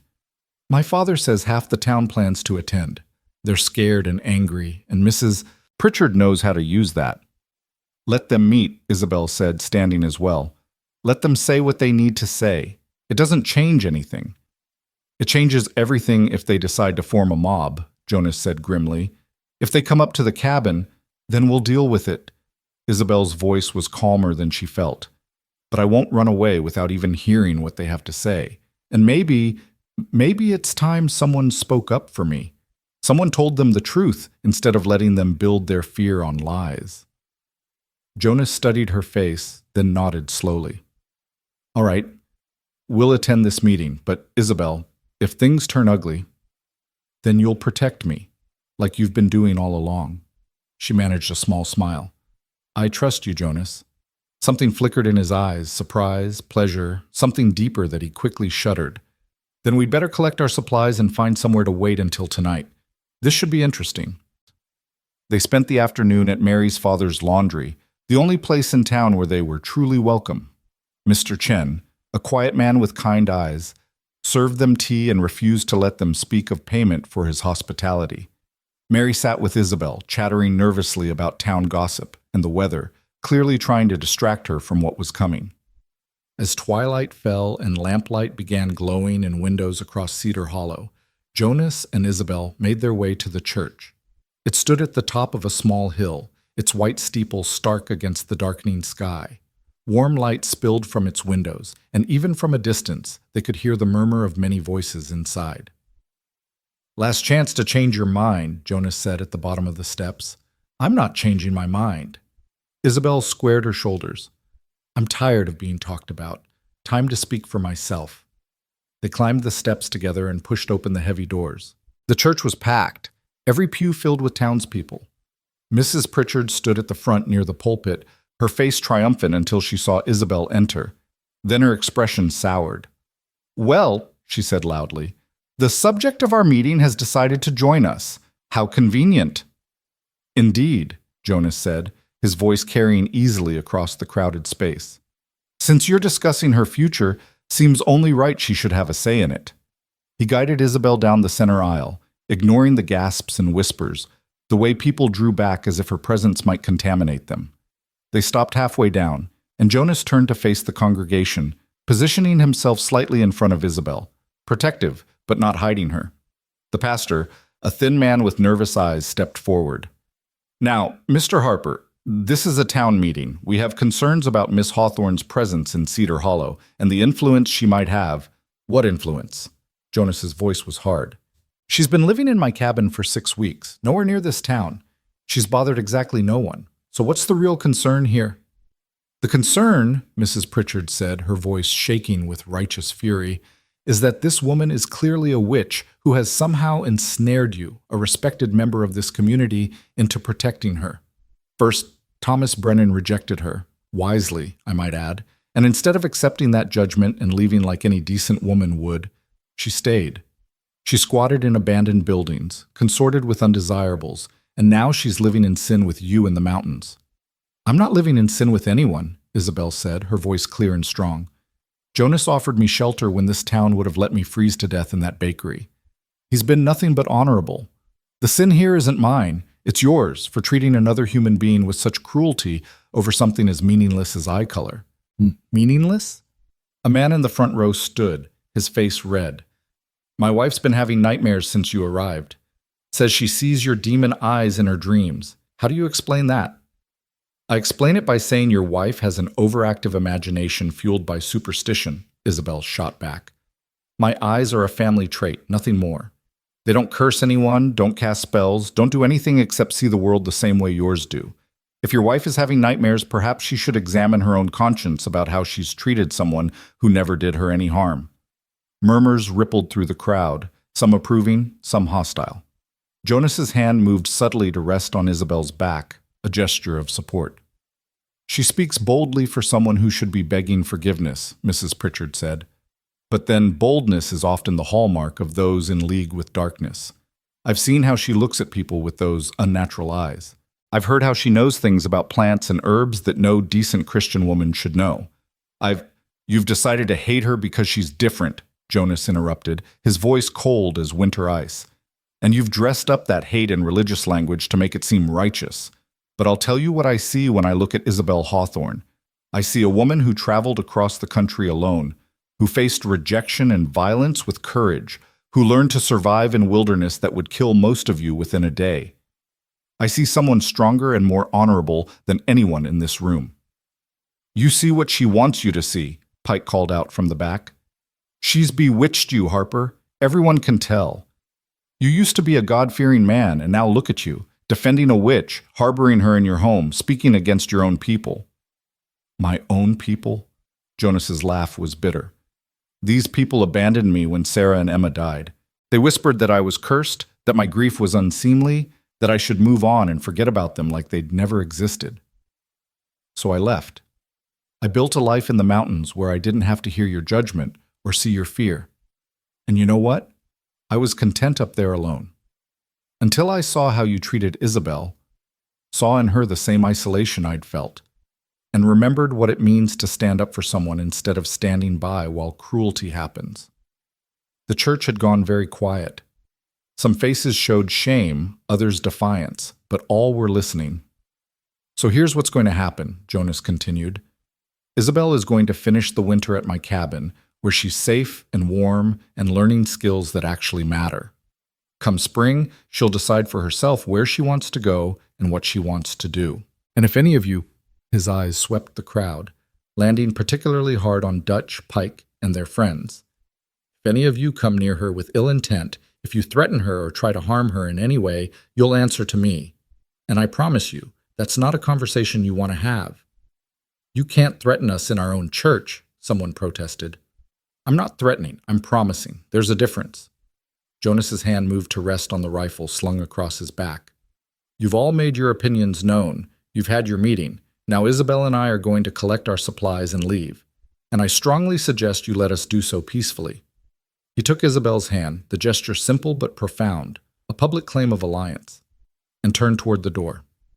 She walked beside him, her head high, her heart pounding, but her step steady. They'd made it halfway up the aisle when Dutch stood, blocking their path. His face was flushed with drink and anger. You don't get to just walk away, he snarled. You don't get to threaten us and then leave like nothing happened. Maybe it's time someone taught you what happens when you turn against your own kind for some witch. He never finished the sentence. Jonas moved with startling speed, his fist connecting with Dutch's jaw in a solid punch that sent the bigger man sprawling backward into a pew. Gasps echoed through the church as Jonas stood over him, his expression terrible in its calm intensity. Anyone else want to try stopping us? His voice was quiet, deadly. Because I've got plenty of anger left from 3 years of your judgment and cruelty, and I'd be happy to share it around. No one moved. Dutch stayed down, blood trickling from his split lip, his eyes wide with shock and pain. Pike and the younger man remained frozen in their seats, clearly unwilling to test Jonas's threat. That's what I thought. Jonas offered Isabel his arm again, and they completed their walk to the door in heavy silence. Outside, the cold air hit like a slap, and Isabel realized she'd been holding her breath. She drew in great gulps of it, her hands shaking with released tension. "Are you all right?" Jonas asked, his anger already fading back into concern. "I think so. You hit him." "He deserved it." But Jonas flexed his hand, wincing slightly. "Should have ducked when he swung at me last time. Been wanting to settle that score." Jonas Harper, was that revenge? Isabel found herself smiling despite everything. "Partially." He smiled back, that rare expression that transformed his whole face. "Mostly, it was making sure everyone in there understood I meant what I said, about protecting you, about not tolerating their hatred anymore." They collected their supplies from a subdued Mr. Henderson and prepared to leave town immediately. But as Jonas was securing their packs to the horses, a group approached from the shadows near the church. Not the hostile mob they'd feared, but something unexpected. Mary Chen led them, followed by her father, the bartender from the saloon, a young couple Isabel recognized from the general store, and half a dozen others. They approached cautiously, their faces a mix of shame and determination. "Miss Hawthorne," Mary said, "Mr. Harper, we needed to say something before you left." "Say what?" Jonas's voice was wary, protective. Mary's father stepped forward. "To apologize. And to thank you. What you said in there, about standing up instead of standing by, it shamed me. All of us. We've watched Mrs. Pritchard and her friends spread fear and hatred, and we said nothing. We let them drive you away, Miss Hawthorne, when you'd done nothing wrong, and we're sorry. We don't all agree with them," the bartender added, "but we've been too afraid to speak up, afraid of being targeted ourselves, of being called sympathizers, or worse. But tonight, watching you face them down with such courage, both of you, it made us remember that silence in the face of cruelty is its own kind of sin." Isabel felt tears prick her eyes. "Thank you. You don't know how much it means to hear someone say that." "It's not enough," the young woman from the general store said. "Words aren't enough, but we wanted you to know, if you ever need anything, if they come for you again, some of us will stand with you. We can't promise the whole town will change, but we can promise you're not alone." Jonas nodded slowly, his expression softening. "That's more than we had an hour ago. Thank you." They said their goodbyes and rode out of Cedar Hollow as darkness completed its fall over the valley. Behind them, the town glittered with lamplight, and ahead the mountains rose black against the stars. Isabel looked back once, seeing the church steeple silhouetted against the sky, and felt something release in her chest. She'd faced them, stood before their judgment, and refused to crumble. And while she hadn't changed every mind, she'd changed some, planted seeds that might grow into something better. "You were magnificent in there," Jonas said as they rode. "The way you spoke up for yourself, refused to apologize for existing. I was proud to stand beside you. I couldn't have done it without you." Isabel looked at him riding beside her, this man who'd become so much more than her protector. "The way you defended me, fought for me. Jonas, why? Really? You could have stayed out of it, let them drive me away, gone back to your solitary life." He was quiet for a long time, long enough that she thought he wouldn't answer. Then, "Because somewhere along the way, over the past 6 weeks, you stopped being someone I was helping and became someone I—" He stopped, seemed to struggle with words. "Someone I care about. Someone whose smile I look forward to seeing in the morning. Someone whose courage and strength make me want to be better than I've been. You make me remember what it feels like to be part of something bigger than my own grief." Isabel's breath caught. "Jonas, I'm not asking for anything," he continued quickly. "I know this is complicated. I know you came here looking for a husband and found something completely different. I'm just telling you the truth. So you understand why I'll keep fighting for you as long as you need me to." They'd stopped their horses without realizing it, facing each other in the darkness. Isabel could see Jonas's face in the starlight, the vulnerability there, the hope and fear mingling in his expression. "What if," she said slowly, "what if I need you to keep fighting for me forever? What then?" Something blazed in Jonas's eyes. Surprise, joy, possibility. "Then I guess I will, if that's what you want." "It is." The certainty in her voice surprised even herself. "Jonas Harper, you've shown me what real partnership looks like.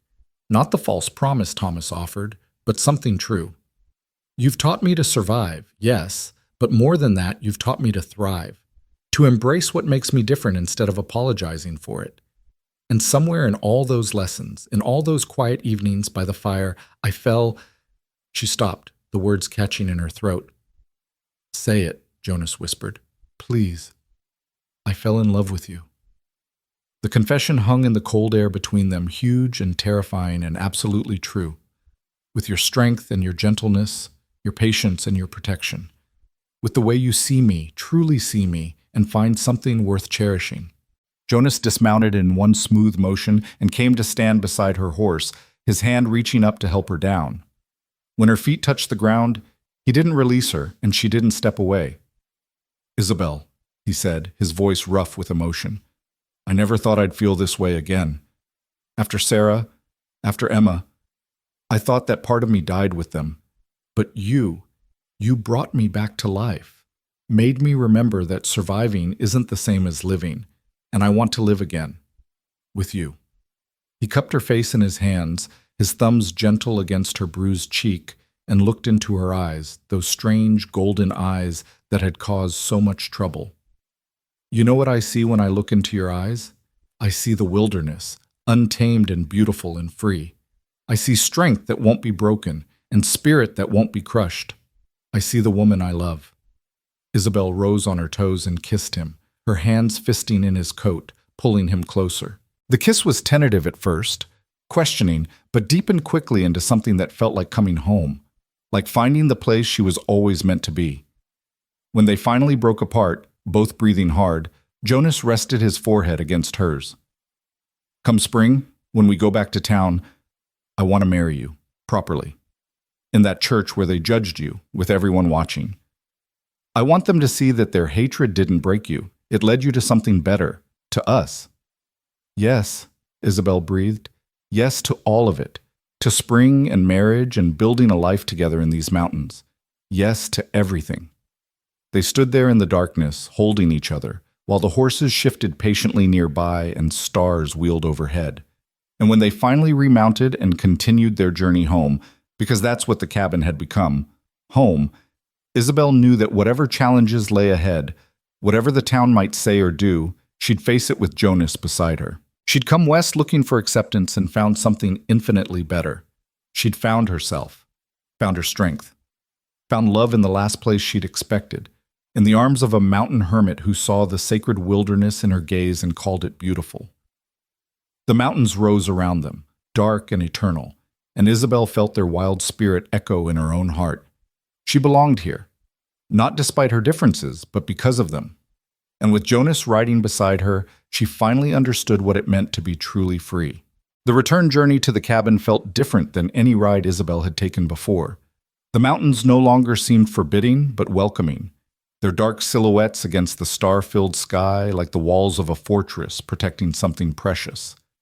Jonas rode close beside her, and occasionally their hands would brush as they navigated the trail, each touch a reminder of the words spoken, the feelings confessed, the future promised. They didn't speak much during that ride. Words felt unnecessary after everything that had been said, after the kiss that had changed the fundamental nature of their relationship. But the silence between them was warm and full, charged with possibility and the electric awareness of new love acknowledged. When they finally reached the cabin just before dawn, exhausted from riding through the night, Jonas helped Isabel down from her horse with a tenderness that made her breath catch. His hands lingered at her waist, his eyes searching her face in the pale pre-dawn light. "No regrets?" he asked softly. "None." She touched his bearded cheek, marveling at how natural the gesture felt. "You?" "Only that I didn't tell you sooner." He caught her hand and pressed a kiss to her palm. But we have time now, all the time in the world. They tended to the horses together, working in comfortable coordination born of weeks living side by side. Inside the cabin, Jonas built up the fire while Isabel unpacked their supplies, and the domestic routine felt transformed by the knowledge that this was no longer just survival. It was the building of a life together. Over breakfast, as watery sunlight began filtering through the windows, Jonas reached across the table and took her hand. I meant what I said last night, about marrying you in spring, but Isabel, I need you to understand what that means. Life up here, it's hard. Beautiful, but hard. Winters are brutal. We're days from the nearest town, and that town doesn't exactly welcome you with open arms. You'd be giving up any chance of returning to civilization, to the kind of life you knew in Philadelphia. I don't want that life. Isabel squeezed his fingers. I never really fit there either. I was just better at pretending. Here, in these mountains with you, this is the first place I've ever felt like I could breathe, like I could be wholly myself without apology. Why would I give that up? Because it won't always be easy. There will be days when the isolation feels crushing, when you miss having other women to talk to, when the work is backbreaking and the cold is unbearable and you wonder why you chose this. His voice was gentle but honest. I need you to go into this with clear eyes. I am. She met his gaze steadily. Jonas, I'm not some naive girl with romantic notions about frontier life. I've spent 6 weeks here already. I know how hard it is.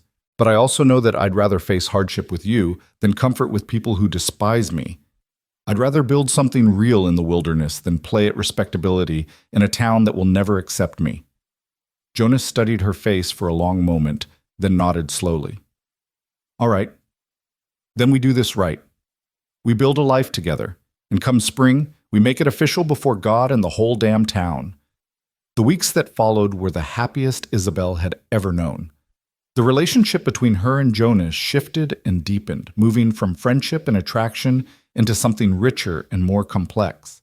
They learned each other's rhythms, their quirks and preferences, the small details that make up the fabric of daily life.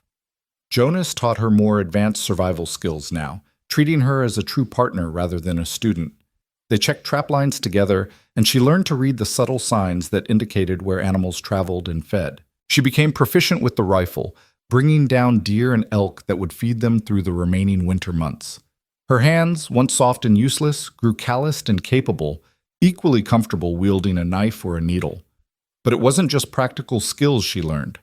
Jonas showed her the beauty hidden in the wilderness, the way ice formed fantastic sculptures on tree branches, how animal tracks told stories of midnight hunts and narrow escapes, where to find the first spring flowers pushing up through late snow.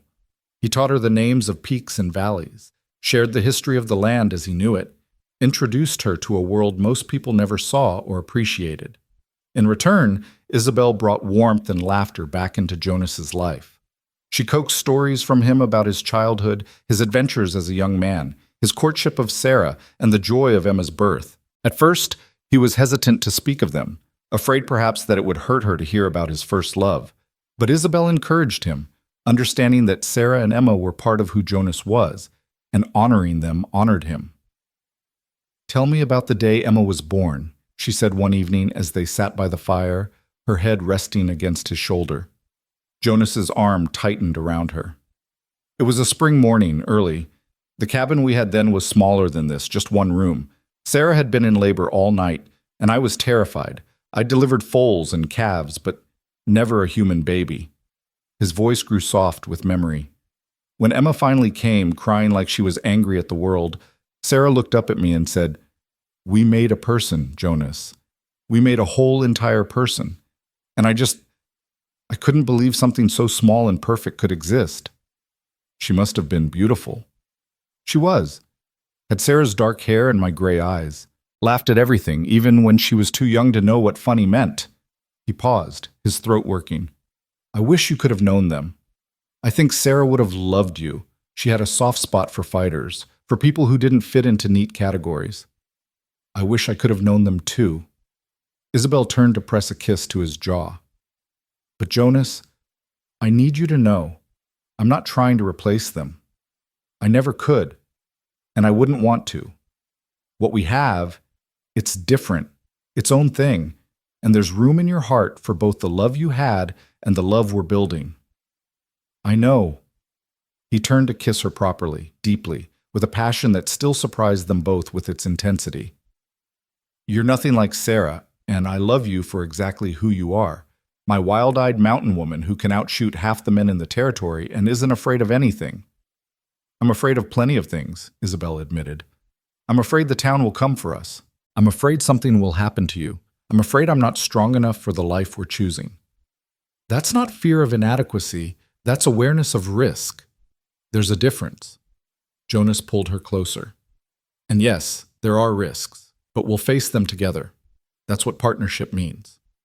As winter slowly released its grip and the first hints of spring appeared, longer days, warmer sun, the sound of water running beneath melting snow, they began making plans. Jonas wanted to build an addition to the cabin, a proper bedroom, and maybe a root cellar that would keep food fresh through the next winter. Isabel envisioned a garden, imagining the satisfaction of growing their own vegetables and herbs. My grandmother had an incredible garden, she told Jonas as they sat planning. She taught me which plants were medicinal, which could be eaten, how to preserve and prepare them. I've been thinking, what if I could use that knowledge? Not just for us, but for others who might need it. You want to be a healer? Jonas looked intrigued. Maybe, eventually, if the town ever decides to accept my help. Isabel traced patterns in the dust on the table. I know it's probably a foolish dream. It's not foolish. Jonas covered her hand with his. It's practical.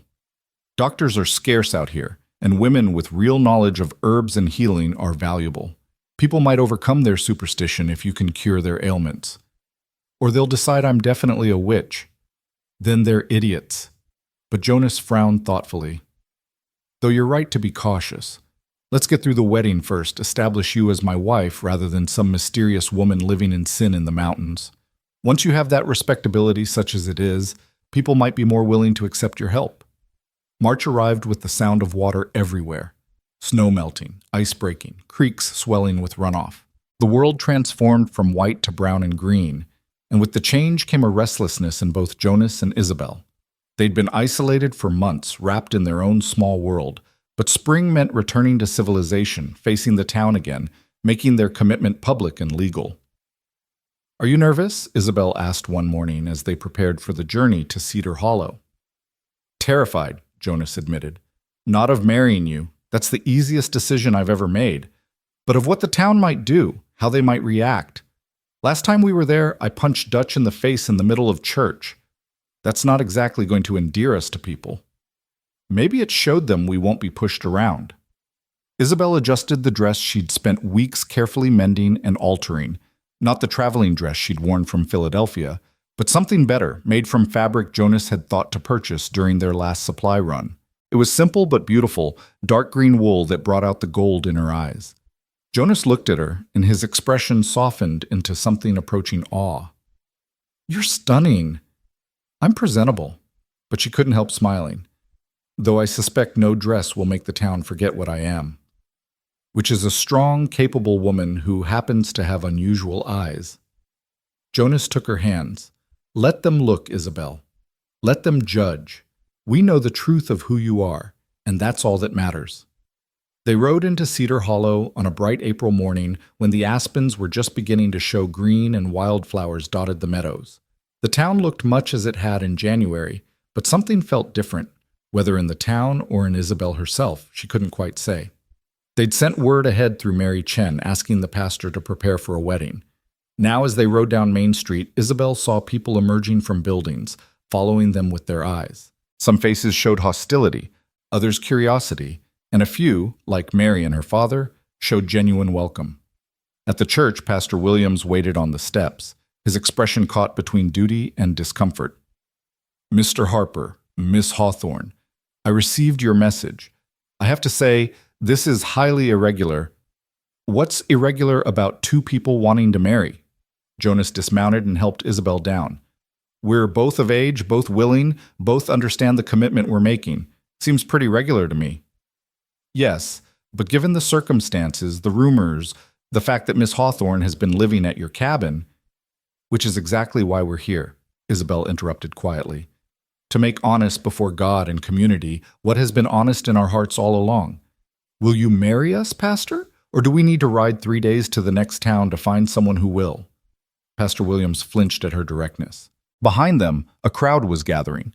It seemed half the town had turned out, drawn by curiosity or concern or the simple desire to witness whatever would happen next. I'll marry you, the pastor said finally. But I have to ask, Miss Hawthorne, are you entering this marriage of your own free will? No one has coerced you, or no one could coerce me into anything, Isabel said firmly.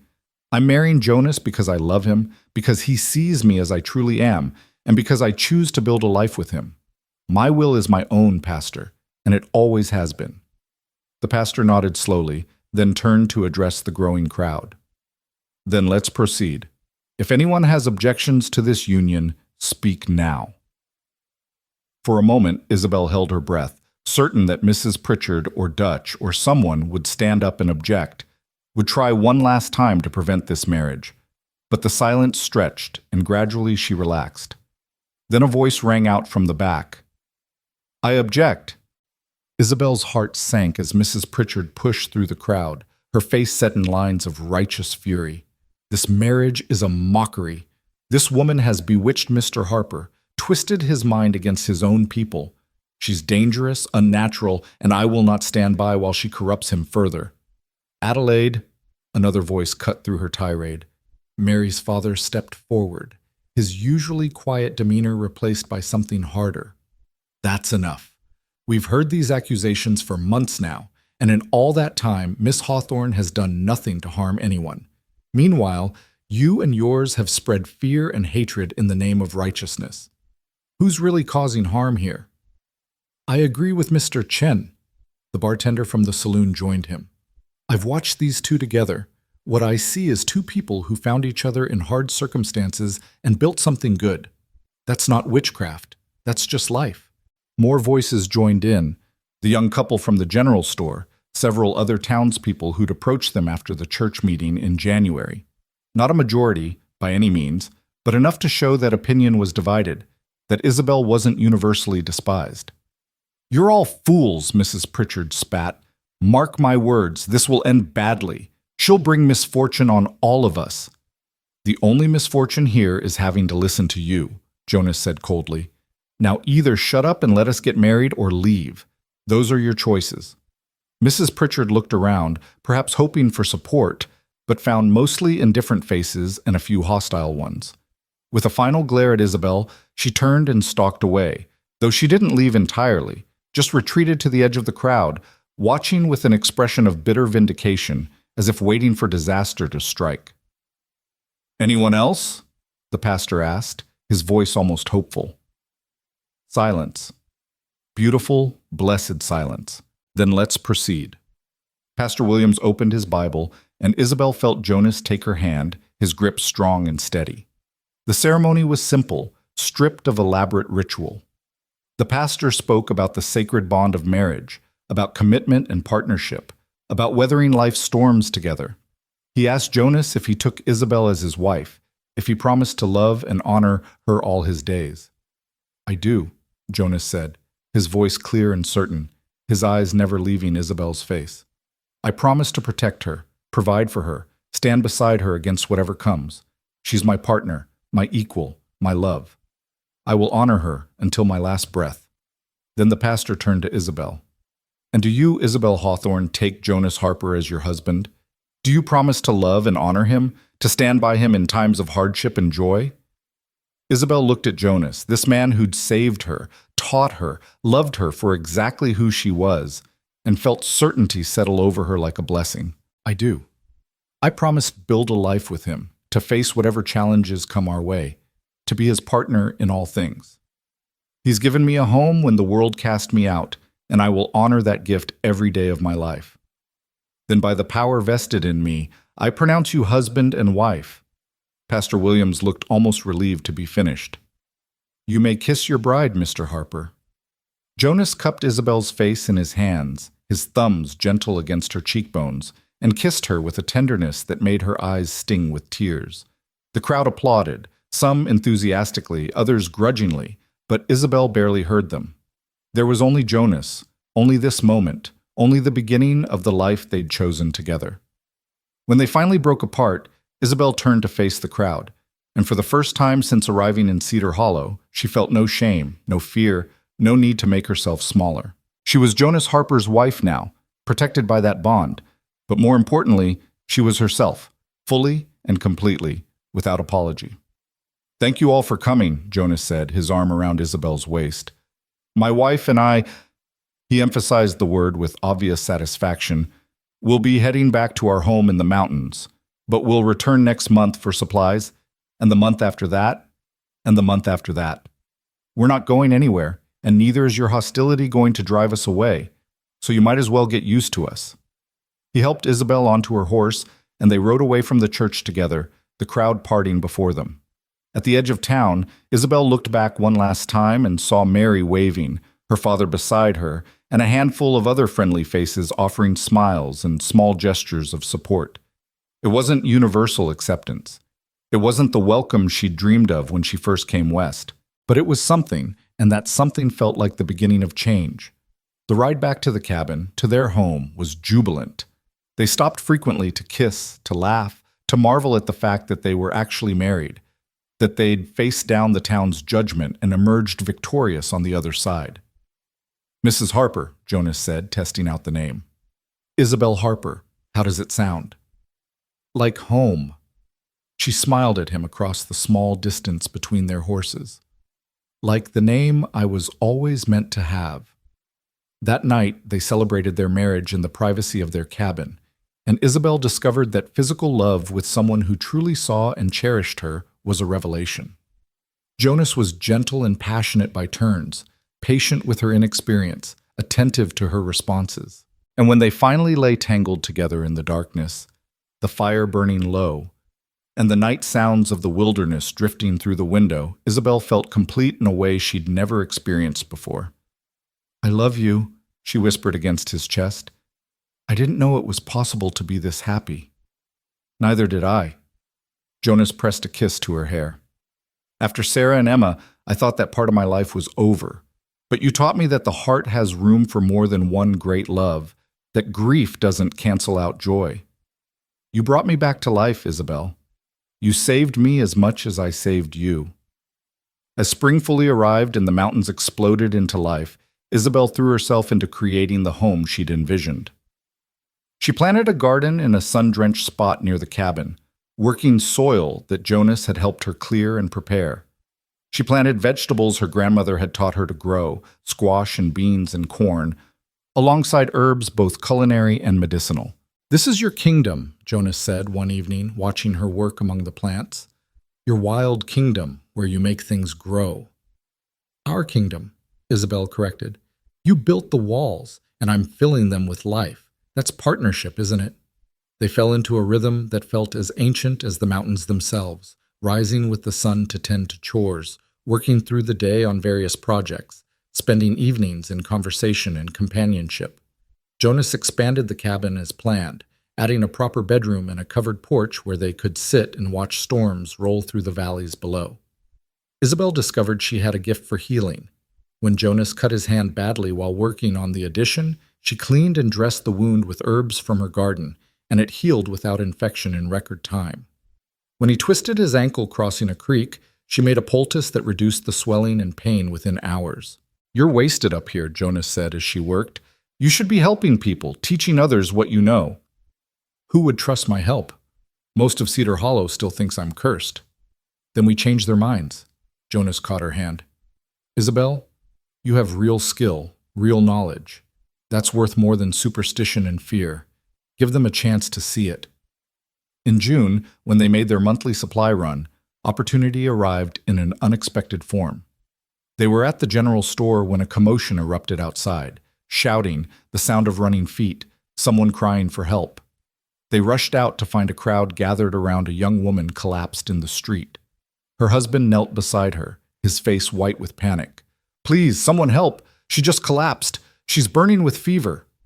People stood back, uncertain and afraid. Isabel recognized the woman, one of the few who'd smiled at her during the wedding, the wife of a rancher who lived north of town. Without thinking, she pushed through the crowd and knelt beside the fallen woman. "How long has she been ill?" Isabel asked the husband. 3 days.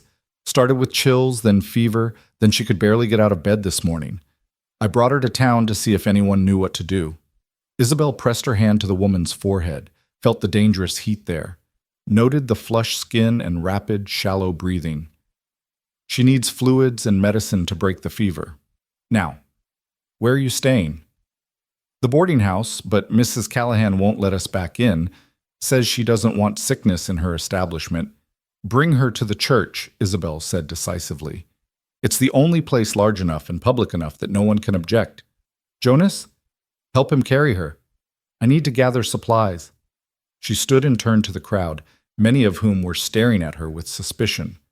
"I can help her, but I need access to certain plants and herbs. Is there anyone with a garden who'll let me take what I need?" Silence. Then Mary stepped forward. "Use ours. My father grows medicinal herbs. Take whatever you need."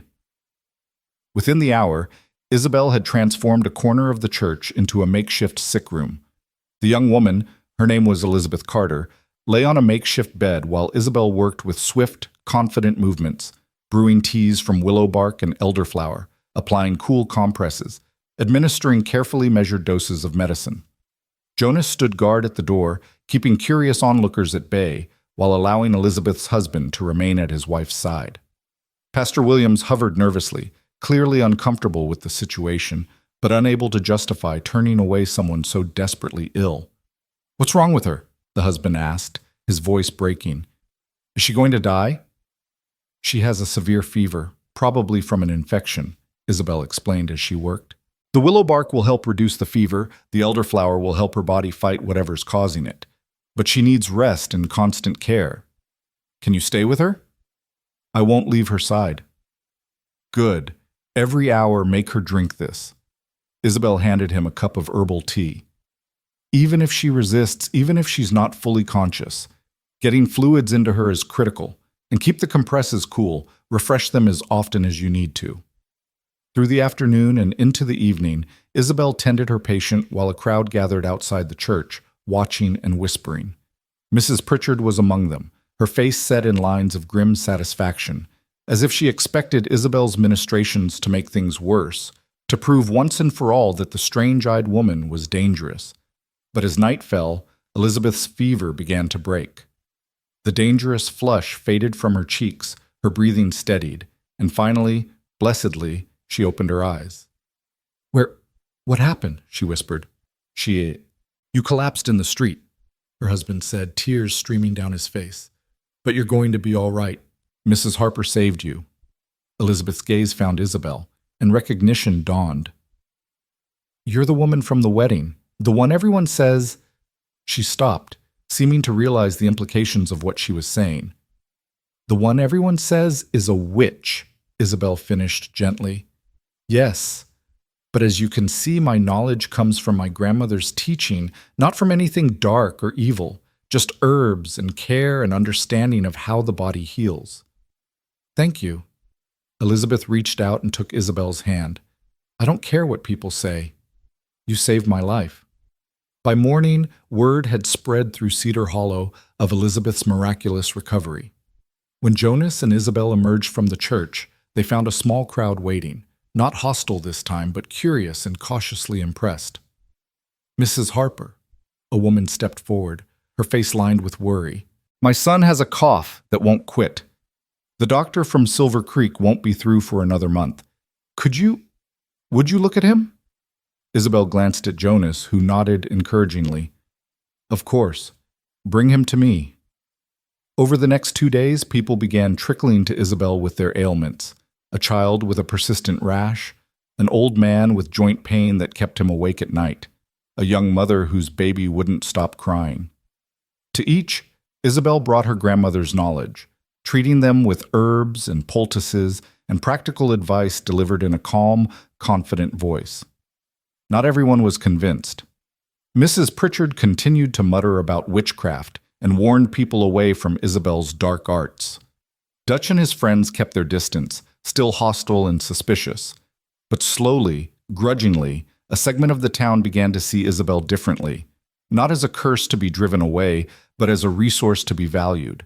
On their last day in town before heading back to the mountains, Mr. Chen approached them with a proposition. Mrs. Harper, I've been thinking, what if you set up a sort of, what would you call it, a healing room here in town? Maybe once a month when you come for supplies, you could see people who need help, real official-like. I'm not a doctor, Isabel protested. I have no formal training, no license. You have knowledge that helps people, Mr. Chen interrupted. That's worth more than a piece of paper. And having you available regular-like, it would ease a lot of suffering. People are already talking about how you saved Elizabeth Carter. They're starting to see past their fear. Isabel looked at Jonas, who smiled. It's your choice, but I think it's a good idea. Give them more chances to see you as you are, and eventually the superstition will fade. All right, Isabel said slowly. Once a month. I'll see whoever needs help for as long as we're in town. No charge, just whatever people can afford to give. Word of the arrangement spread quickly, and when they returned to Cedar Hollow in July, Isabel found a small room set up behind the Chen's laundry, equipped with a table, chairs, and shelves where she could store her medicines. A line of people waited outside, some with serious ailments, others with minor complaints, all willing to give the strange-eyed woman a chance. As summer turned to autumn and autumn back toward winter, Isabel's reputation as a healer grew. She couldn't cure everything. There were illnesses beyond her knowledge, injuries too severe for herbal remedies, but she helped enough people that even the most skeptical began to reconsider their judgment. Mrs. Pritchard remained hostile to the end, never missing an opportunity to warn people away from Isabel's unnatural practices. But her influence waned as more and more townspeople experienced Isabel's compassionate care firsthand. Even Pastor Williams, who'd married them with such obvious reluctance, eventually brought his wife to Isabel when she suffered from debilitating headaches that no one else could ease. I was wrong about you, he admitted as Isabel prepared a tincture for his wife. I let fear and prejudice cloud my judgment. I'm sorry for that. I'm not looking for apologies, Isabel said quietly. Just the chance to be treated like a human being rather than a monster. You're more than that. You're a blessing to this community, whether they all recognize it yet or not. Through it all, Jonas was her constant support, her partner in the truest sense. He helped her cultivate larger herb gardens, built shelves for her growing collection of dried plants and prepared medicines, accompanied her on foraging trips where she taught him which plants healed and which harmed. Their love deepened with each passing season, growing from the initial passionate spark into something steadier and more profound. On their first anniversary, they stood on the porch of their expanded cabin and looked out over the valley below. Isabel's garden sprawled in neat rows, heavy with produce. Smoke rose from the chimney of the home they'd built together. In the distance, Cedar Hollow was just visible, no longer a place of exile, but somewhere they visited regularly, where Isabel was welcomed, if not by everyone, then by enough. Happy? Jonas asked, his arm around her waist. More than I ever imagined possible. Isabel leaned into him, breathing in the scent of pine and smoke and the wilderness that had become her kingdom. When I stepped off that stagecoach last year, I thought my life was over. I thought I'd found the end of hope. And instead I found the beginning of everything. She turned to face him, her unusual golden eyes, those eyes that had caused such fear and hatred, reflecting the sunset behind him. I found strength I didn't know I had. I found a home in the last place I expected. And I found you. Jonas kissed her, slow and deep and full of promise. We found each other, two broken people who didn't fit anywhere else, who built something beautiful from our shared exile. As darkness fell and stars began appearing in the vast sky above, they went inside to the warmth of their cabin. And Isabel thought about the journey that had brought her here, the rejection and violence, the desperation and fear, the unexpected kindness of a mountain hermit who'd seen past her differences to the person beneath. She'd come west as a mail-order bride rejected for her strange eyes, dismissed as cursed and dangerous. But she'd become something far greater, a healer, a survivor, a woman who'd claimed her own power and built her own kingdom on the wild edges of the world. The townspeople of Cedar Hollow still whispered about her sometimes, still told stories of the woman with cat's eyes who lived in the mountains and worked strange magic with herbs and potions. But the stories had changed. Now they spoke of miraculous healings, of children saved from fever and elders given relief from pain. They spoke of a woman who'd faced their hatred and transformed it through patience and skill into something approaching respect. And when mothers tucked their children into bed at night and told stories of the world beyond their small town, they sometimes spoke of Isabel Harper, the woman who'd looked at the wilderness with eyes that reflected its wild beauty, who'd made a sanctuary of exile and a kingdom of survival. The mountains stood eternal around the cabin, dark and protective, and within their embrace, Isabel had found what she'd sought all along, not the false security of a loveless marriage, not the shallow acceptance of people too frightened to see clearly, but something infinitely more valuable. She'd found herself, found her power, found love that saw and celebrated her differences rather than fearing them. And in those unusual golden eyes that had once seemed a curse, Jonas Harper had seen what others missed, a reflection of the sacred wilderness itself, untamed and beautiful and absolutely free. In the end, that was Isabel's true kingdom, not the cabin or the garden or even the growing respect of Cedar Hollow. Her kingdom was the wilderness she carried within herself, the fierce independence and unbreakable spirit that no rejection could diminish, no hatred could destroy. And in Jonas, she'd found not a master or protector, but a partner who walked beside her through that wild kingdom, seeing it not with fear but with wonder, recognizing it as the most beautiful thing he'd ever known. They'd built a life on the edge of the world, where the wilderness met civilization and neither quite won. And there, in that liminal space, they'd found a kind of freedom most people never knew. The freedom to be wholly themselves, strange and scarred and stronger for their struggles. The story of the mail-order bride rejected for her cat's eyes had become the story of a woman who transformed rejection into power, who turned exile into sanctuary, who looked at a hostile world with eyes that reflected the sacred wild and said, simply and powerfully, I belong here. I choose this. I am enough. And she was, more than enough. She was exactly what she needed to be. Herself, fully and without apology.